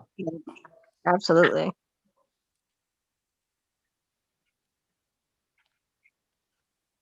Yeah, let's take a look at this. Look at that. It's so clean. Mm-hmm. Yeah, that's the other thing about his stuff. It's fucking just super crisp. Yeah. Kiri, what other upcoming freebie tattoos do you have planned? Or what kind of like subject matter? Or is there any sort of, or do you just kind of take that as they come through? Well, I kind of just basically discuss with myself what my problems are, and then I'm like, well, let's figure out a piece that we'd like to do that's fun, and we can still have fun, but at the same time figure out how to fix this problem. Yeah. Oh, perfect. And then do you have an idea for your next one yet, or are you still figuring that one out after this one? Well, I'm definitely gonna finish the little sage thing. I already have it. Let me see here. I already have it colored. Problem is, where did I put it? Oh, my phone is about to die. I guess mostly I'm wondering, yeah, if there's stuff that people can help you with right away. Oh yeah, cool. Just magnum control really is my biggest problem right now, is getting control of my magnum. Cool. When I know needles are referred to as paintbrushes, and I love using small round paintbrushes. So obviously I'm going to have problems when it comes to mags. So tips on magnum control, anybody? Low and slow. Mhm. Low and slow. It's a collected Seriously. amount of saturation. Yeah. Yeah. That is one of the things that took me a long time to figure out, that I was never really taught per se, was that you don't have to move your machine super fast in order to saturate skin. A lot of times it comes down to your technique. And a lot of times it comes down to, what angle do you have your mag set at? Do you have a lot of needle hang and you're kicking it way back? And just kind of like letting it glide along the top of the skin, or you holding it more at a 90-degree angle and trying to use it more like a marker. Each one of those is going to have different machine settings, different benefits, and different, disadvantages. So, I think it all kind of depends on what techniques you're using at said time. Yeah, I use it more like I'm trying to think to put it at a 90-degree angle, and I do run them pretty as low as I possibly can to do work, I guess is the best way to put it. Okay, so one thing I've picked up on, and this may help with your magnum control a little bit, what I've generally found as far as, my experience trying different techniques and, utilizing different techniques, etc., is that if you're trying to hold it more at a 90-degree angle, generally speaking, you can't run it very slow if you're going to be doing that. You got to crank that thing up. If you're holding it at a 90-degree angle, completely vertical, right? And you're trying to use it to, either tease out color, or you're trying to use it like a marker to just like saturate an area super fast, you're going to need to run it a little bit faster. I mean, I used to know a guy that used to take a large grouping, hard hitting, super fast liner, and he would throw a 15 mag in that and use that for color. And it's like, huh? Like, what are you doing? You're going to tear someone apart. But he just barely touches the tips of that mag to the skin. He's not burying it. He doesn't need a whole lot of, downward force on it. He's literally like painting on the skin with it, and it moves fast enough that he's getting full color saturation, and his blends are silky smooth, and he knows that he's going to go through and do this area and then move to this area and then come back to this area once it's calmed down, maybe hit that again if there are some holidays. But he runs that machine so hard and so fast that you ask yourself, how are you able to tattoo like that and not completely scar someone up?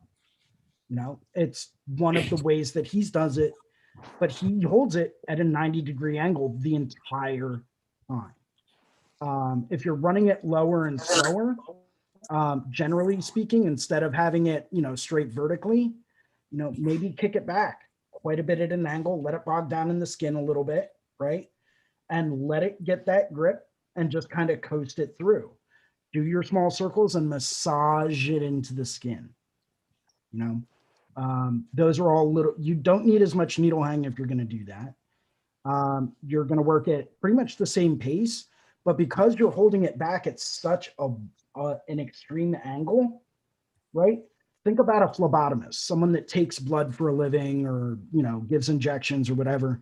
You never see them go for a vein straight up and down. You never see that, right? You always see them kick that thing way back and just kind of slide it right under the skin, right? Why? Because there's less resistance. You're stretching the skin, like you should have a good stretch to begin with, but you're stretching the skin as you're moving those needles into it, right?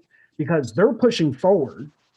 And if you go in at an extreme angle, you're going to go in far easier, right? Because it's not going to take quite as much force.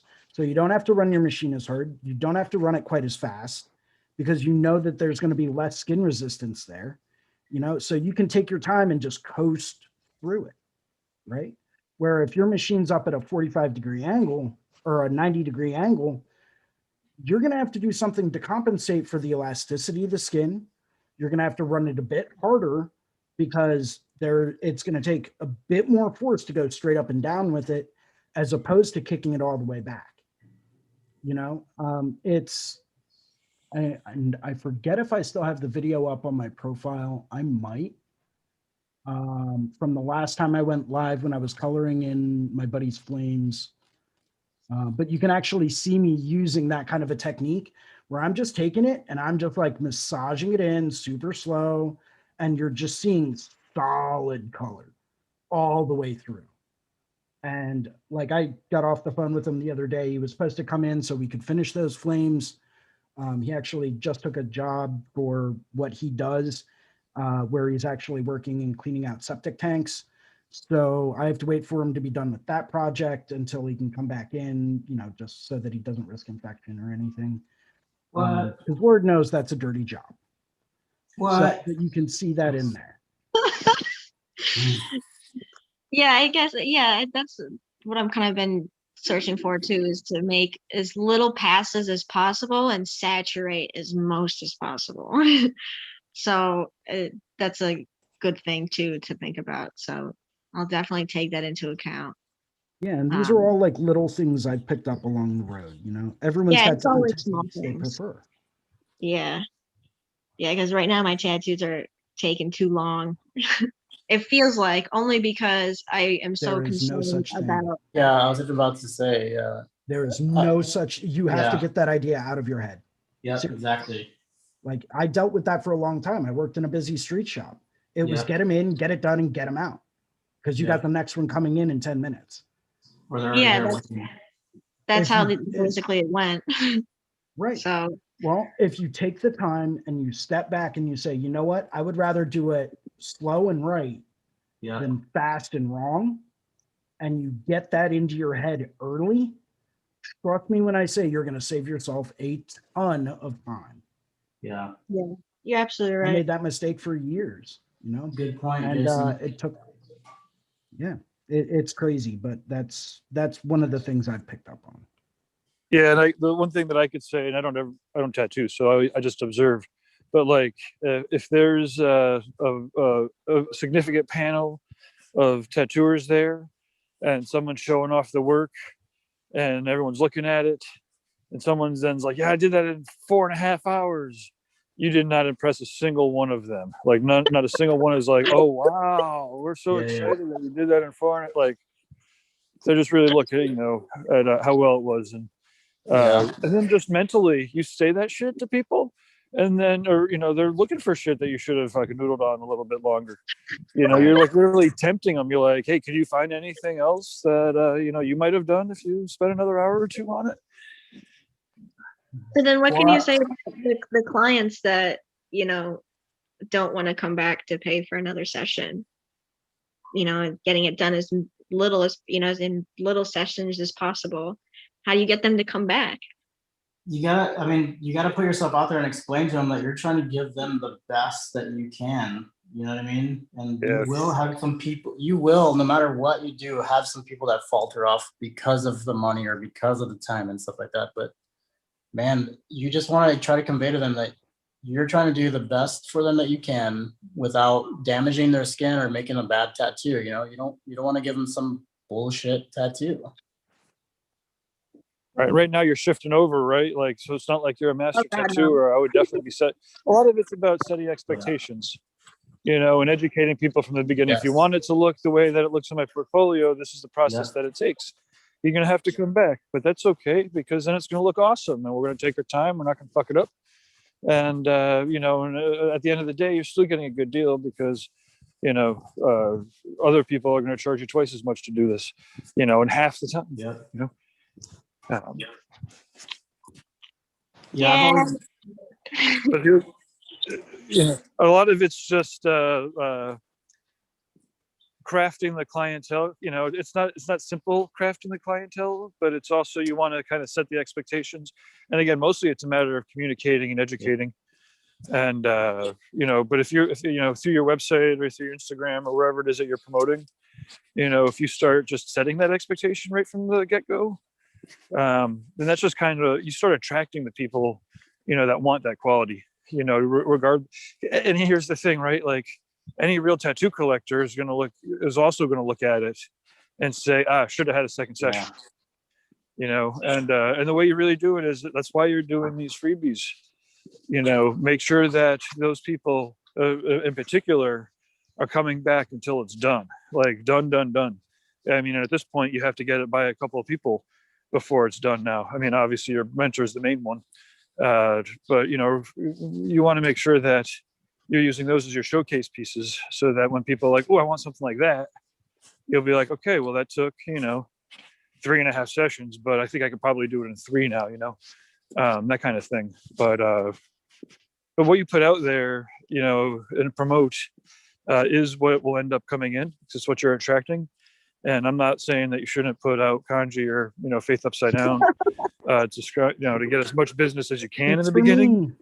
Other people might disagree, but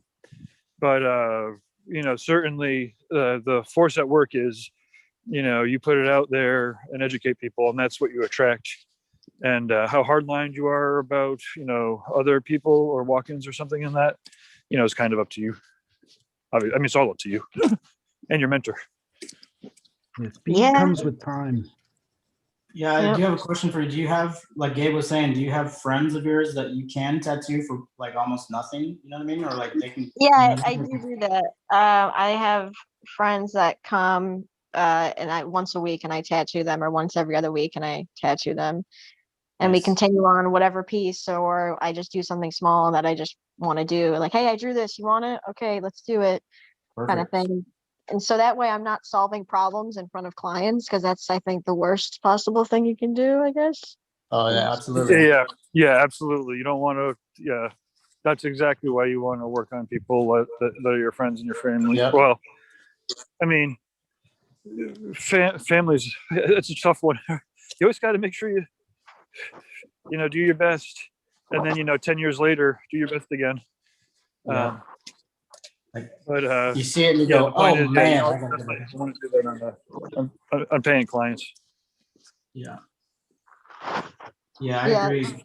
Yeah, Yeah, absolutely. it's important. It's important to get all that like experimentation and all those trial and error things out in that circumstance, rather than fumbling around with the person that's paying you for that Yeah. tattoo. Well, and I guess my hesitation about the family too wasn't necessarily even about the quality, because often your blood relatives will be like, yes, I want to sacrifice my skin so that you'll be awesome someday.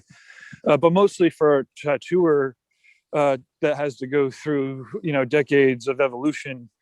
I see a lot of people tattoo their significant others, and then 10 years later are like, oh man, I gotta, maybe just have regrets, only because they have to see their own work progress. But then other people tattoo their significant others and they love it, and that's fine. I don't know. Everybody's crazy. Everybody's got their own thing. I refuse to tattoo my significant others. I'm the same way. I won't do it. Yeah. I've always had to have that discussion with like girlfriends or something like that, man. And they're like, you can give me a tattoo, right? I'm like, No, but I'll set you up with an appointment with someone else. exactly. You know what I mean? And What you is don't your want that to, reasoning? you know, there's no, well, you don't want to complicate things, and it can get kind of complicated sometimes. It can get real complicated sometimes, because so like coming from our perspective, like, and I've run into this firsthand, where people may find interest in you because they think they can get free things out of you. Yeah. And it's like, I would just rather eliminate that in general, and just not have to deal with that, and just say, hey, listen, like, I'm all about, going out with you and taking you out for dinner and hanging out with you and all that stuff. Just know that I can never tattoo you. Like, so, I'll set you up with someone else, but when it comes down to it, I'm not going to take that risk, because then they want to come in all the time and get stuff done. And then their friends are coming in with them. And then it's like, yeah, that's fine. But like, that's not the way that it should really go. It starts to mix business and pleasure, and that's never a good thing. No. I never thought of it like that. Mm-hmm. Well, think Not about it only like that- this, right? Yeah. Oh, go ahead. Go ahead. No, go ahead, man. You're on the roll. It's your. I was going to say, think about it like this, right? Say you're tattooing someone, right? And you're doing some good work. And this is just one example of how doing tattoos on significant others can go wrong, right? So say you get into this really big, elaborate piece, say it's a full leg sleeve or side piece or full back piece or full frontal piece or whatever, right? Say things go south. Yep. Well, that's a piece that you will never get to finish. Oh, that does suck. Oh, oh, you're right. And not only will you never get to finish it, you'll never get to add it to your portfolio. They're going to end up going to someone else to get it finished, and they might add it to their portfolio, and it's like, and then you got to figure out, okay, well, when can I get them in? Because the only times I'm going to be able to do that and not jeopardize like my bill paying time is to turn around and say, okay, well, I'm going to have to go in on my day off. Now you're sacrificing one of your few days off just to tattoo your significant other. Yes. When you may have laundry to do, you may have grocery shopping to do, you may have all kinds of other things to do, and I mean, I only work 5 days a week, so I need those 2 days to get everything done that needs to be done. Otherwise, I'm going to start jeopardizing that. And, then I'm going to be the smelly tattooer at the studio. No one likes the smelly tattoo. Right? Oh, black kids is smelly. No matter how much cologne you use, there's no excuse for not having clean laundry. That's not, it sounds smart when you really think about it. Now, that's a great idea to never Just as a tattoo. general rule of thumb, I won't do it. I know plenty of people that do. The guy that owns the studio I work at, he's been married for I think 12 years or something like that, or 15 years, a long time. And he's been working on a bodysuit on his wife, and his wife will come in, once a month for 2 or 3 hours at a time, and that's it. And it's only when he gets a cancellation and she has off, right? So, but it's a full bodysuit, and they've already been married for 12 years. Well, They got you know, papers on each other. They're not going anywhere. yeah, and therein lies there's no real rules. Obviously, everyone's got a wide variety of circumstances and whatnot, right? So, Right. but I think that straight across the board, it's the biggest thing is like, if you're going to be, fucking around at work or with your, or mixing the business and pleasure, like it's got to be real serious, because you're really like, if it goes south, you could really jeopardize, the trust that happens in the workplace. And now, so couples or any of that, like if you're, again, if you're serious and you're, there's people that really find their true partners, that's great, it's awesome. But on the other hand, watching, people kind of cross the lines multiple times, and all of a sudden there's just distrust, and then there's sides being taken inherently, and that means that there's distrust on both sides all of a sudden. And it could just, the best thing is with any of these things is, think about it, the rule of thumb. But then also when you're like, well, how come they're married, they're together, or he tattoos it, like, well, yeah, everyone, is their own, well, and ultimately everyone pays their own karma, right? So who knows, they might be regretting it in 10 years from now because they've got tattooed for 30 years straight. Imagine trying to have that memory, but maybe it'll always be a good memory. Who knows? And maybe they're going to stay forever together. But anyways, I guess mostly I'm saying is, if you just start taking the client relationship a little frivolously, even though it's a serious, becomes serious, then you just could really be setting yourselves up for, well, again, everybody pays off their own karma one way or another. So I guess there's no real better way. It's just, again, knowing the volume or the amount of regret ahead of time means that you could weigh that out, versus the reward of the situation. I mean, and I think, okay, so just to wrap this up, therein lies ultimately, it's like there's every tattooer knows who they'd like to get tattooed by. And so it's almost a compliment of like, hey, wait, actually, I don't necessarily want to tattoo you, but if you go to this person, they're going to do a sick job and I love to look at it every day.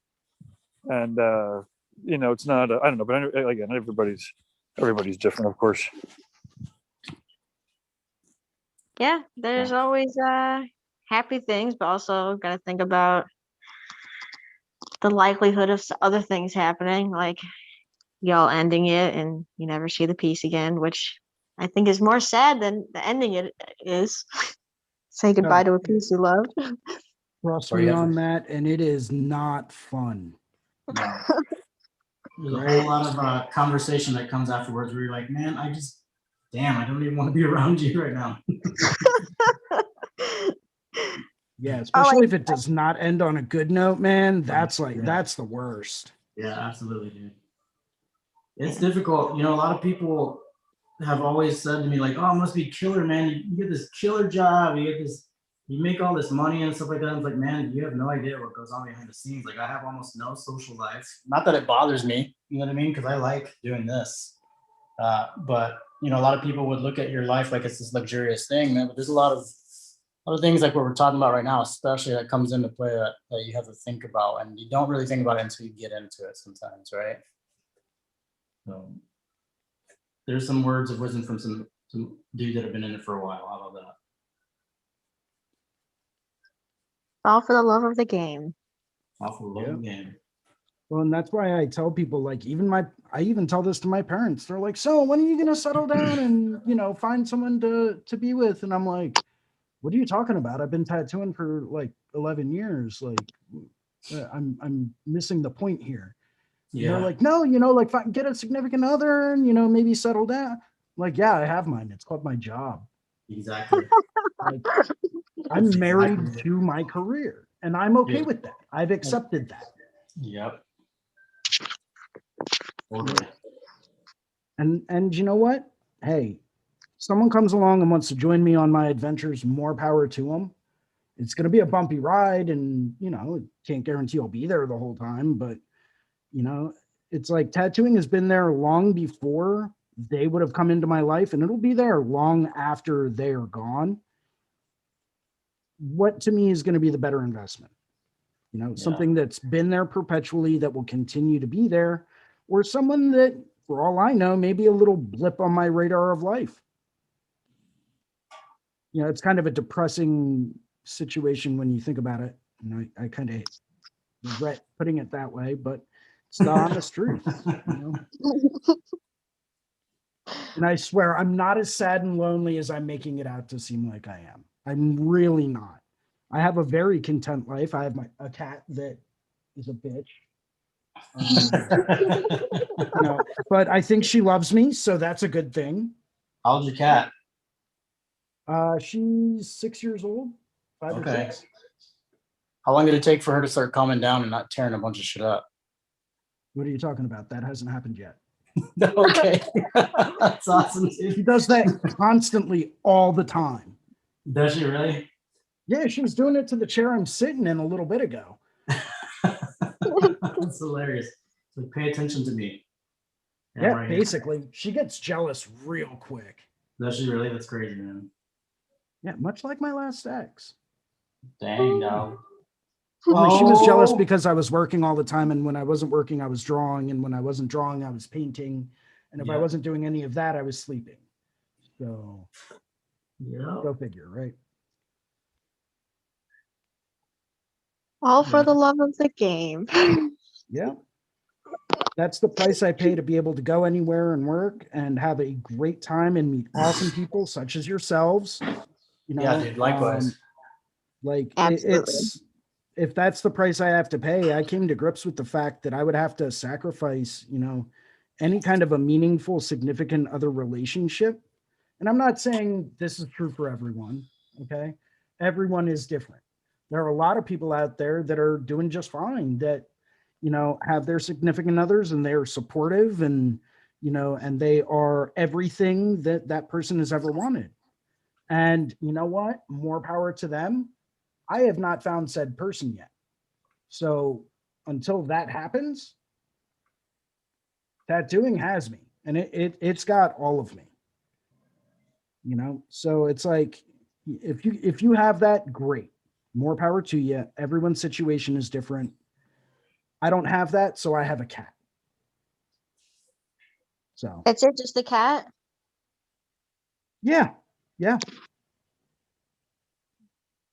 got your work too. Well, no, I do. And I've got Ricardo. I mean, I can call him any time of day or night. So that's me. I've got you now. You're in on the mix, and you're not going to get out very easily. Like that's what you realize when you start to really get active in this community. You get sucked in, and it will not let go of you. Like Ricardo, Bruno, and I were on a Zoom the other day. I think it was it like Wednesday night or something, for like 2.5 hours, right? Outside of like all of this, we were on a Zoom call. Like they just had a question about how I would go about, approaching like a full sleeve while using nothing but the iPad, right? Which is not very easy. But I've got like a method in place and it makes it really easy. And they were curious about that. So I was like, cool, we'll hop on Zoom. So we hopped on Zoom, at like 9 o'clock, and we didn't leave until 11:45. Yeah. But that was a good time. That was a great time. Oh my God, it was a blast. Yeah. We talked started about talking about all everything. kinds of shit too. Oh yeah, like religion and philosophy and Yeah. different types of iPad apps that you can use to really help streamline your process and become more efficient in what you do, needle groupings. I think we even touched on pigments at one point. Yeah. Like, I mean, we talked about everything. Yep. That sounds like literally the greatest time ever.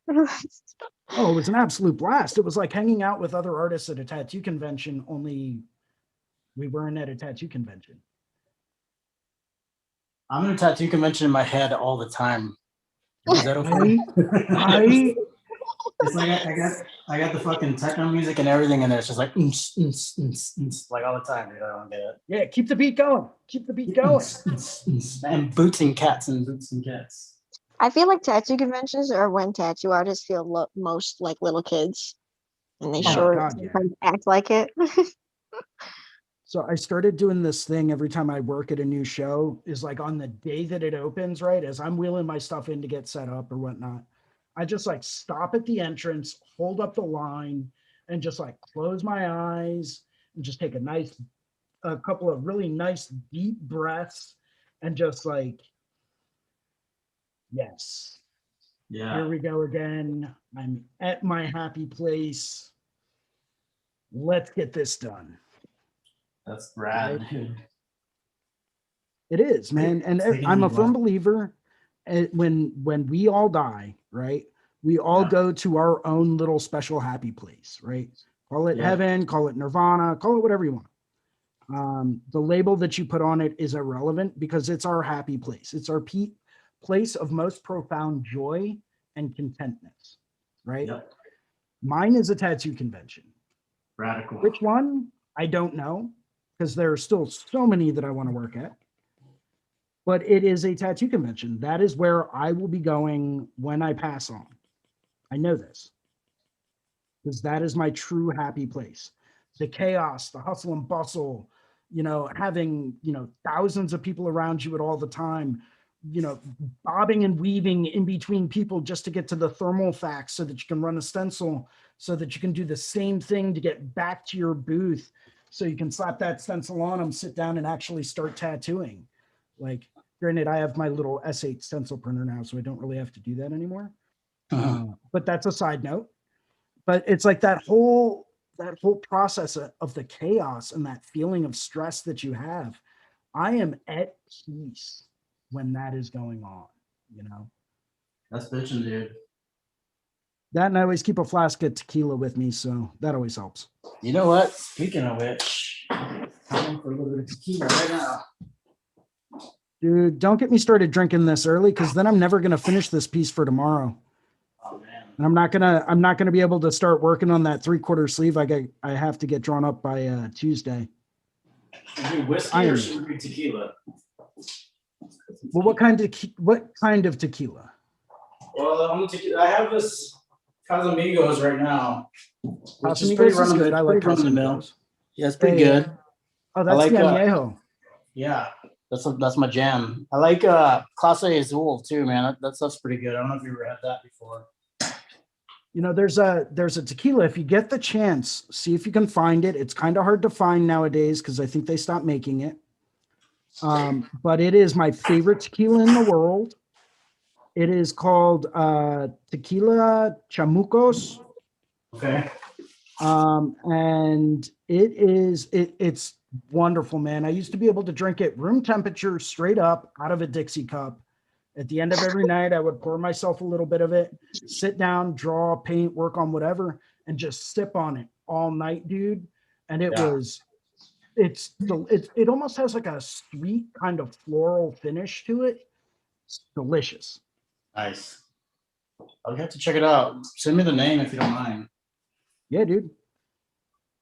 Yeah, it's I don't think they make it anymore, so I don't know if you'll be able to find it. But when I take that road trip out to come and visit you, I'll bring a bottle of it with me, and I'll if I have another bottle stashed around here somewhere, I'll give you a bottle. Nice, dude. But I used to buy myself a bottle every year on my birthday, so. Rocking. Well, that sounds like a special occasion. I'll pick some stuff up for us, man. It'll be fun. Hell yeah, dude. It'll be a great Are you time. are you guys close to each other in travel? Not in the least bit. No. No, I think you're about like what, 12 hours away from me? 12 and a half, something like that. 12 and a Yeah, half, if we yeah. drive. I mean, we could probably fly and, cut the time down in like a third, but Yeah. If I'm gonna come out to you too, man, I'm definitely fucking flying, that's for sure. Like, if well, if yo, it was- so the Philadelphia show is going on in September. I don't know if you're going to be ready for that kind of scene yet, but I'm still trying to get things together to try to book that up. So if okay, you wanted to come out and like take a look at the Philly show, yeah, dude, it would blow your mind, man. I'm down. Are you working that? I'm trying to get everything together to make sure that it happens. It was supposed to be held in February, Mm-hmm. but that fell through. So Hey, you want to check this out real quick, Jason? yeah, dude, let's see how it's coming. Dude, that's killer, man. There's the roses. Starting to work on one side of the roses. I don't know if you can see it. Is there a glare? Dude. Yeah, There, a little bit, but still, man, that's tight. Yeah, it's I coming love together. the way that's coming together, dude. Thanks, man. Yeah, I'm pretty fucking. I pumped almost about just it. want to stop working on mine because, like, yours is way better than mine. Nah, dude, fuck that. Yeah, look at the Fuck that detail shit. you have in the archway, man. What are you talking about? Man, I fucking went cross-eyed the other night working on this thing, dude. For real. It I was like can imagine. at like 12:30 at night. I was like, holy shit, I gotta get to sleep because I wake up at like about 4:45 or 5 a.m. every morning, you know. But I've been putting in some, time on this, man. I really want to. This has been such a fun approach with everybody involved and shit, dude. So I'm so pumped, and I really want to give it my go, you know. Dude, you're So- waking up at 4:45 in the morning. Yeah. That's usually I'm going to sleep like a half hour before you wake up. That's crazy. You're night owl, huh? Sometimes. I mean, I can wake up early as long as I get to sleep early. But lately, I've just been coming home from the studio, and I'm like, I need to work on this. I need to work. And next thing you know, it's like 3 a.m, and I'm like, shit. All right, well, here we go again. Yeah. But yeah, Those are both my of you guys are invited out for Philly if you feel like coming down and working at it, or even just coming down to hang out. I always get a room every year down in the city, and it's a good time. No, I'd love to work it. That's where you're from, Philly? That's where you are now, I should say. Yep. Well, right outside it. I live in the suburbs, and that's where the studio is, but like 45 minutes or 30 minutes north of, Center City, Philadelphia. I've never What been to about- Philly. I am from Massachusetts. Okay. What part? Western Massachusetts, like if you know Springfield. Like A that good area. buddy of mine named Devin works in Massachusetts, right around the Boston area. I If you love get the Boston. chance, if you get the chance and you want a sick color tattoo, go and talk to him. His What- use what of is his color is amazing. I will write it down. Yeah, it's Devin Cooley, Coley. I did an interview with him not too long ago. It should be up on the YouTubes. I love when I hear that, dude. The YouTubes. I love that shit. Well, it's multiple channels on YouTube, so I just figure it's appropriate, Yeah. The YouTubes. The YouTubes and the books of face. The books of the face. Yes. I don't really fuck around with the books of face too much, man. Yeah, me either. I have it just for like promotional and business purposes. Any and all personal information is kept off of it at all times. Yeah. It's just Right. not worth me getting involved in that, Mhm. I've seen Facebook end too many relationships to, really trust it moving forward. So I hate Facebook so much. Likewise. I still have it though, because like I still have a lot of friends that'll contact me through Facebook Messenger. So it's like, all right, well, I'll keep it for now, but I never post anything to it. especially during this past year and a half, dude. I'm just like, I can't take this anymore, man. You guys are killing me. I gotta get away from all this. I gotta get away from all this negativity, man. Right? Gotta go bowling. or Life is something. too short to be around negative things and people. Yeah, dude. Massachusetts. I'm from Illinois. Well, I live in Illinois right now. I'm in a town called Normal, Illinois. That is the greatest town. I know. We have normal everything. We got normal cops. We got normal firefighters. So when when the cops are driving by, does it say normal police? It says normal police. I'll As take a opposed picture. to Philadelphia overly aggressive police. There you go, dude. I'll take a picture and tag it for you guys. Yes. That is the greatest. Normal police. Normal police, for real. It's pretty fucking fun. That's awesome. Went to a normal high school. Oh god, I'm gonna have a cake with this for way too long. Yeah. Fucking, I'm glad you like it. Thanks a lot. Oh man. I didn't go to high school or anything here though, so that's okay. That's good. I was going to say, you're a Texas boy, right? Yeah, I was born in Corpus Christi, Texas. Yeah. So then how did you get all the way over to Illinois? When I was Most younger, people drive or take a plane. Just in case you were wondering, you know. Yeah, dude, that's awesome. My I mean, feet are some really people bad. might walk, but that's a hell of a walk. So Exactly. You got that Papa-mobile, man. Yeah, we moved around a lot as kids, so we kind of like landed in Illinois of all places. But I lived in a lot of places before that. I used to live in New York City when I was a kid in like '89, I think. And then, man, I lived in Louisiana. I lived in let's see, West Virginia, Ohio, New Jersey. you admit Did I to say living that? in Jersey? Yeah, I lived in Fort Lee, New Jersey. Ah, That's like, you know that's where not that's at, too right? bad. No, Yeah, I it know wasn't. exactly where it is. Yeah, it's right outside that Washington Bridge and stuff into New York. But yeah, man, New York was pretty bitchin'. And then we moved to Peoria, Illinois before that. And then I lived in this place called Clinton, Illinois, where I went from New York City to Peoria and shit like that. And then Clinton, Illinois has 10,000 people in it, man. It was nuts. It's about 30 minutes south of Normal, Illinois.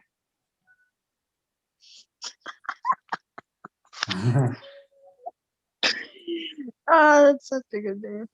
Yeah, I Normal. may have you beat on strangest places to live, though. Oh, Go ahead. Yeah, let's hear this. So I was born in Houston, Texas, right? Yeah. Lived there for a couple of years when I was a kid. Then my dad took a contract working on a project on I think it was on a pipeline up in Alaska. Okay.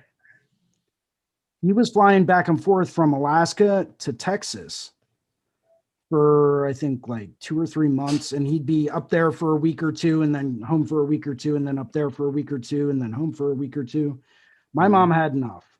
And she said, listen, either, get rid of the project or don't bother coming back. Dang, dog. Because she was at home with 2 little kids all the time. And so he's like, okay, well, it looks like we're moving to Alaska. So we did. And I moved to Alaska and lived in Alaska for a few years when I was a child. And then that project got done and he took a job in San Ramon, California, south of San Francisco, kind of like in a little obscure rural suburb of San Francisco. And was out there. I was actually out there when you were in New York. Okay. So when you were in New York in '89, right? Yeah. I was out there, and I don't know how much you know about that area of California in 1989, but there was a rather large earthquake that hit that major area during the World Series. Oh, okay. And I remember that being in that earthquake. Wow, dude. Yeah. What was that like, man? Was that pretty fucking surreal for you or what? I mean, Scary as hell. Yeah. I mean, that's really the only way I can actually describe it.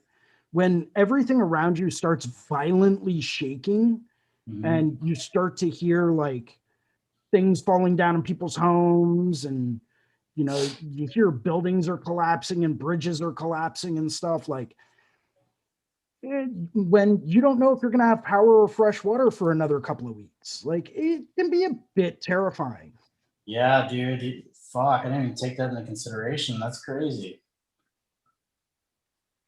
So, and then I think that spooked my parents enough. And a couple of years after that, we moved out here to Pennsylvania, which at the time I thought was called Transylvania. And I was like, wait a second. That's so cool, dude. Like, where are we moving? Vampires? Why are I you don't know if taking I me to like this vampire idea. death? Yeah. You guys hate me or something or what? Are you guys just using me as like food? Are you going to like sacrifice me to Dracula? Is that what's going on here? Count Dracula. Vlad the Impaler. Yeah, there you go, man. Do you remember that Bram Stoker's Dracula movie they came out? Keanu Reeves is in it, Gary Oldman. Do you remember that one? Yo, love that movie. Yeah, I was gonna ask you. Tom Waits is in that movie too, man. It's pretty wild. But I like that one too. That's a good one. But Keanu Reeves with that fake accent, dude, he's like, don't do it, Keanu. Come on, don't do it. No, come on, dude. You're better than that. Yeah, you're Bill. You're Bill, bro. Just be Bill. Keanu's my hero. Yeah, dude, that guy's a pretty radical fucking guy in real life for sure. He's just an also like very honorable dude, you know? Yeah, yeah. And then he's Bill and Ted, so that's all good. Right? And the John Wick stuff is fucking fantastic too. Yeah, dude, I'm all about John Wick. Hello, Mr. Wick. Yeah. If it wasn't for stupid COVID, he would have had Bill and Ted and John Wick 3 in the movie theater at the same time. Yeah, he wasn't it like Keanu Reeves Day or something when both movies were supposed to be released? Yep, you got it. What about you, Kirsten? Don't be mad. I haven't seen John Wick. What? Blasphemy. That is straight blasphemy. Yeah. All right, that's it. That's it. So if you come down for the Philly show, we're gonna sit down. We're gonna get oh well, no, because you're 21, right? Yeah, I'm gonna be 23 in July. There you go. Cool. We're gonna sit down. We're gonna get shit faced and watch John Wick, all while drawing at the same time. Yeah, that's why I don't really watch movies because I just draw. So I have lately been using movies as a background noise, which has gotten me through a lot of classics, because name like any old classic and I've guaranteed you I have not seen it because it's atrocious. I've never seen any of the Rockies, never seen Godfather. I've never seen Alien versus Predator, The Terminator. You've never seen Terminator? Just stop now. Just stop now. Seriously. Yeah, it's starting to get pretty bad. Yeah. Certainly. Have you at least seen Anchorman: Legend of Ron Burgundy? Oh man, dude. I've never seen Anchorman in general. Damn, dude. Monty Python's Quest for the Holy Grail? I have seen that, yes. Okay, you have some redeeming qualities then. That's good. Let's see what else. So yeah, none of the Godfathers. Couldn't think of any others really. I've seen a lot of Robert De Niro movies this past year, like all of his old movies. Like Taxi Driver? Yeah, I've seen Taxi Driver. Cape Fear, I saw that. That was a weird movie. That's a good one. It is a wicked good movie. Yeah. What's that movie where he plays like that boxer? It's all in black and white. Is it Bull Durham? Oh no, wait. What's the name of that one? No, it's Raging Bull. Raging Bull. Yeah. Yes, I've seen that. So I have something, but all the other movies, RoboCop, I've never seen RoboCop. Oh my god. You know, dude, the bad part is that now when you watch it, it's gonna be like, okay, this is fucking RoboCop, huh? What's the big deal, you know? But dude, I grew up watching that shit, man. It was fucking great.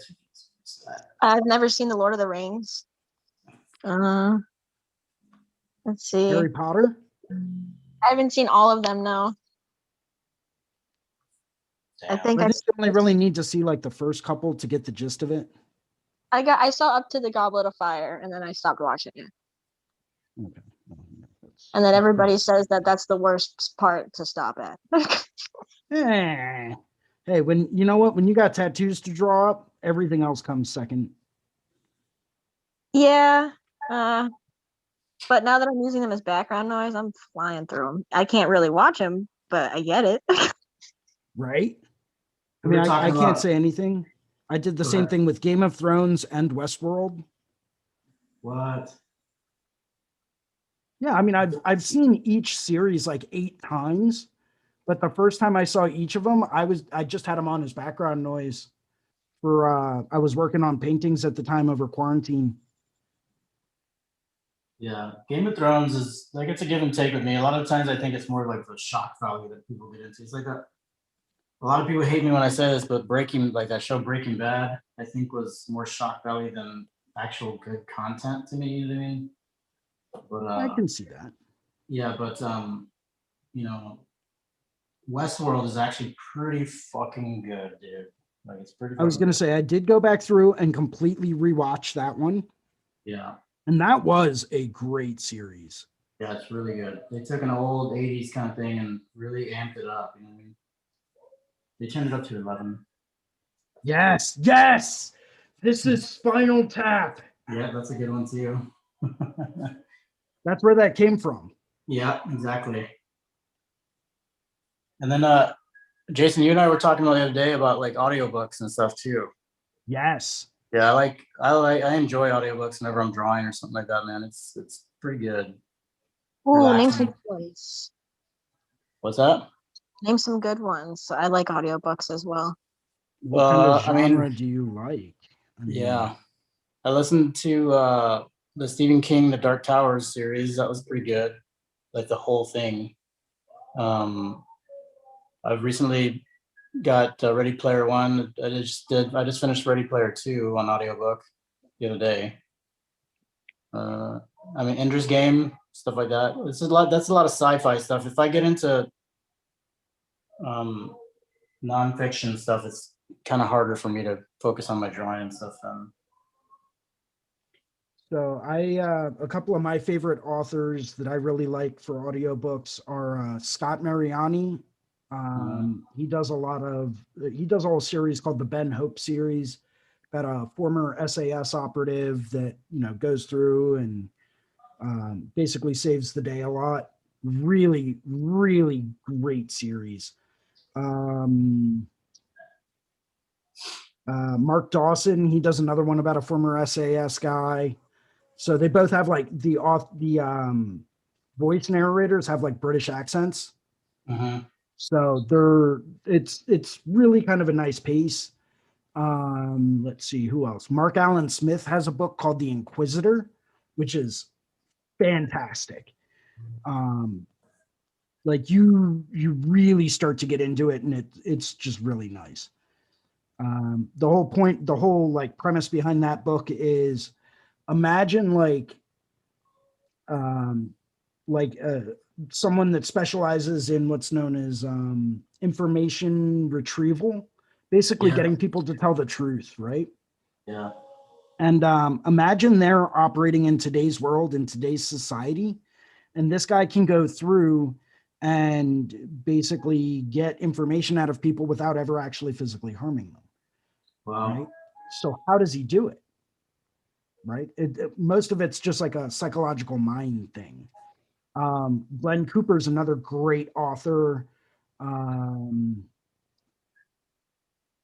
Douglas Preston and Lincoln Child. I mean, I can go on. I read a lot and I listen to a lot of audiobooks.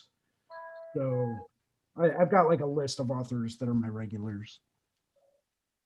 I can only see myself listening to audiobooks when I'm driving. When I'm drawing, I usually notice halfway through that I'm not paying attention to a lot of it because I'm so focused in. So usually I can only do audiobooks when I'm driving. Well, that's understandable. Yeah. I was that way for a very long time as well. You know, and then I just kind of got used to it, and I was like, oh, well, yeah. I used to swear that I would only ever listen to an audiobook once I had actually read the book, but that kind of went by the wayside. So I like more philosophical books when I'm listening to them. okay. The War of Art is my favorite one, probably. That's Art a of really quick War. read. And The Art of War. That's a Sun good one. Tzu. I've been reading more art books too. I know I suggested one that Ricardo, you got, right? Yeah, I did. What was that one called again? That's the Dynamic Bible.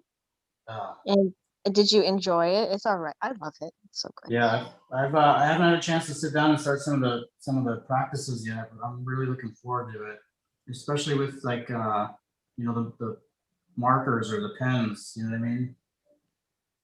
Sitting What's the down name of and- it again? So this is the Dynamic Bible from Peter Hahn. He is a composition artist, and he, in my opinion, is one of the best illustrators because he has a segment on YouTube where he sits down for like 10 minutes or whatever and just starts, you know, talking with everybody. And he just whips out like the just greatest piece of composition in like 10 minutes. And he's just very well. I'm terrible at explaining artists, but he's very good. He's so good. I have a hard time explaining how good that guy is. Pretty much. But he came out with a book for the Dynamic Bible. He has these courses about dynamic sketching, which is basically seeing everything as just forms, but to the extreme level. So this book is like basically exercises on how to train your brain to view everything as basic forms.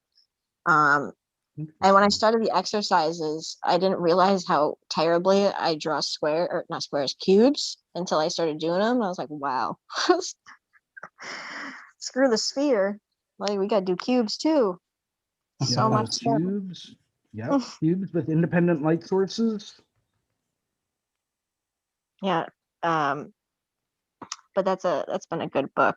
I've been reading Nicolaides' book too. That's a good. He has good schedules in there for artists to, you know, how they do their practice time and then their actual drawing time.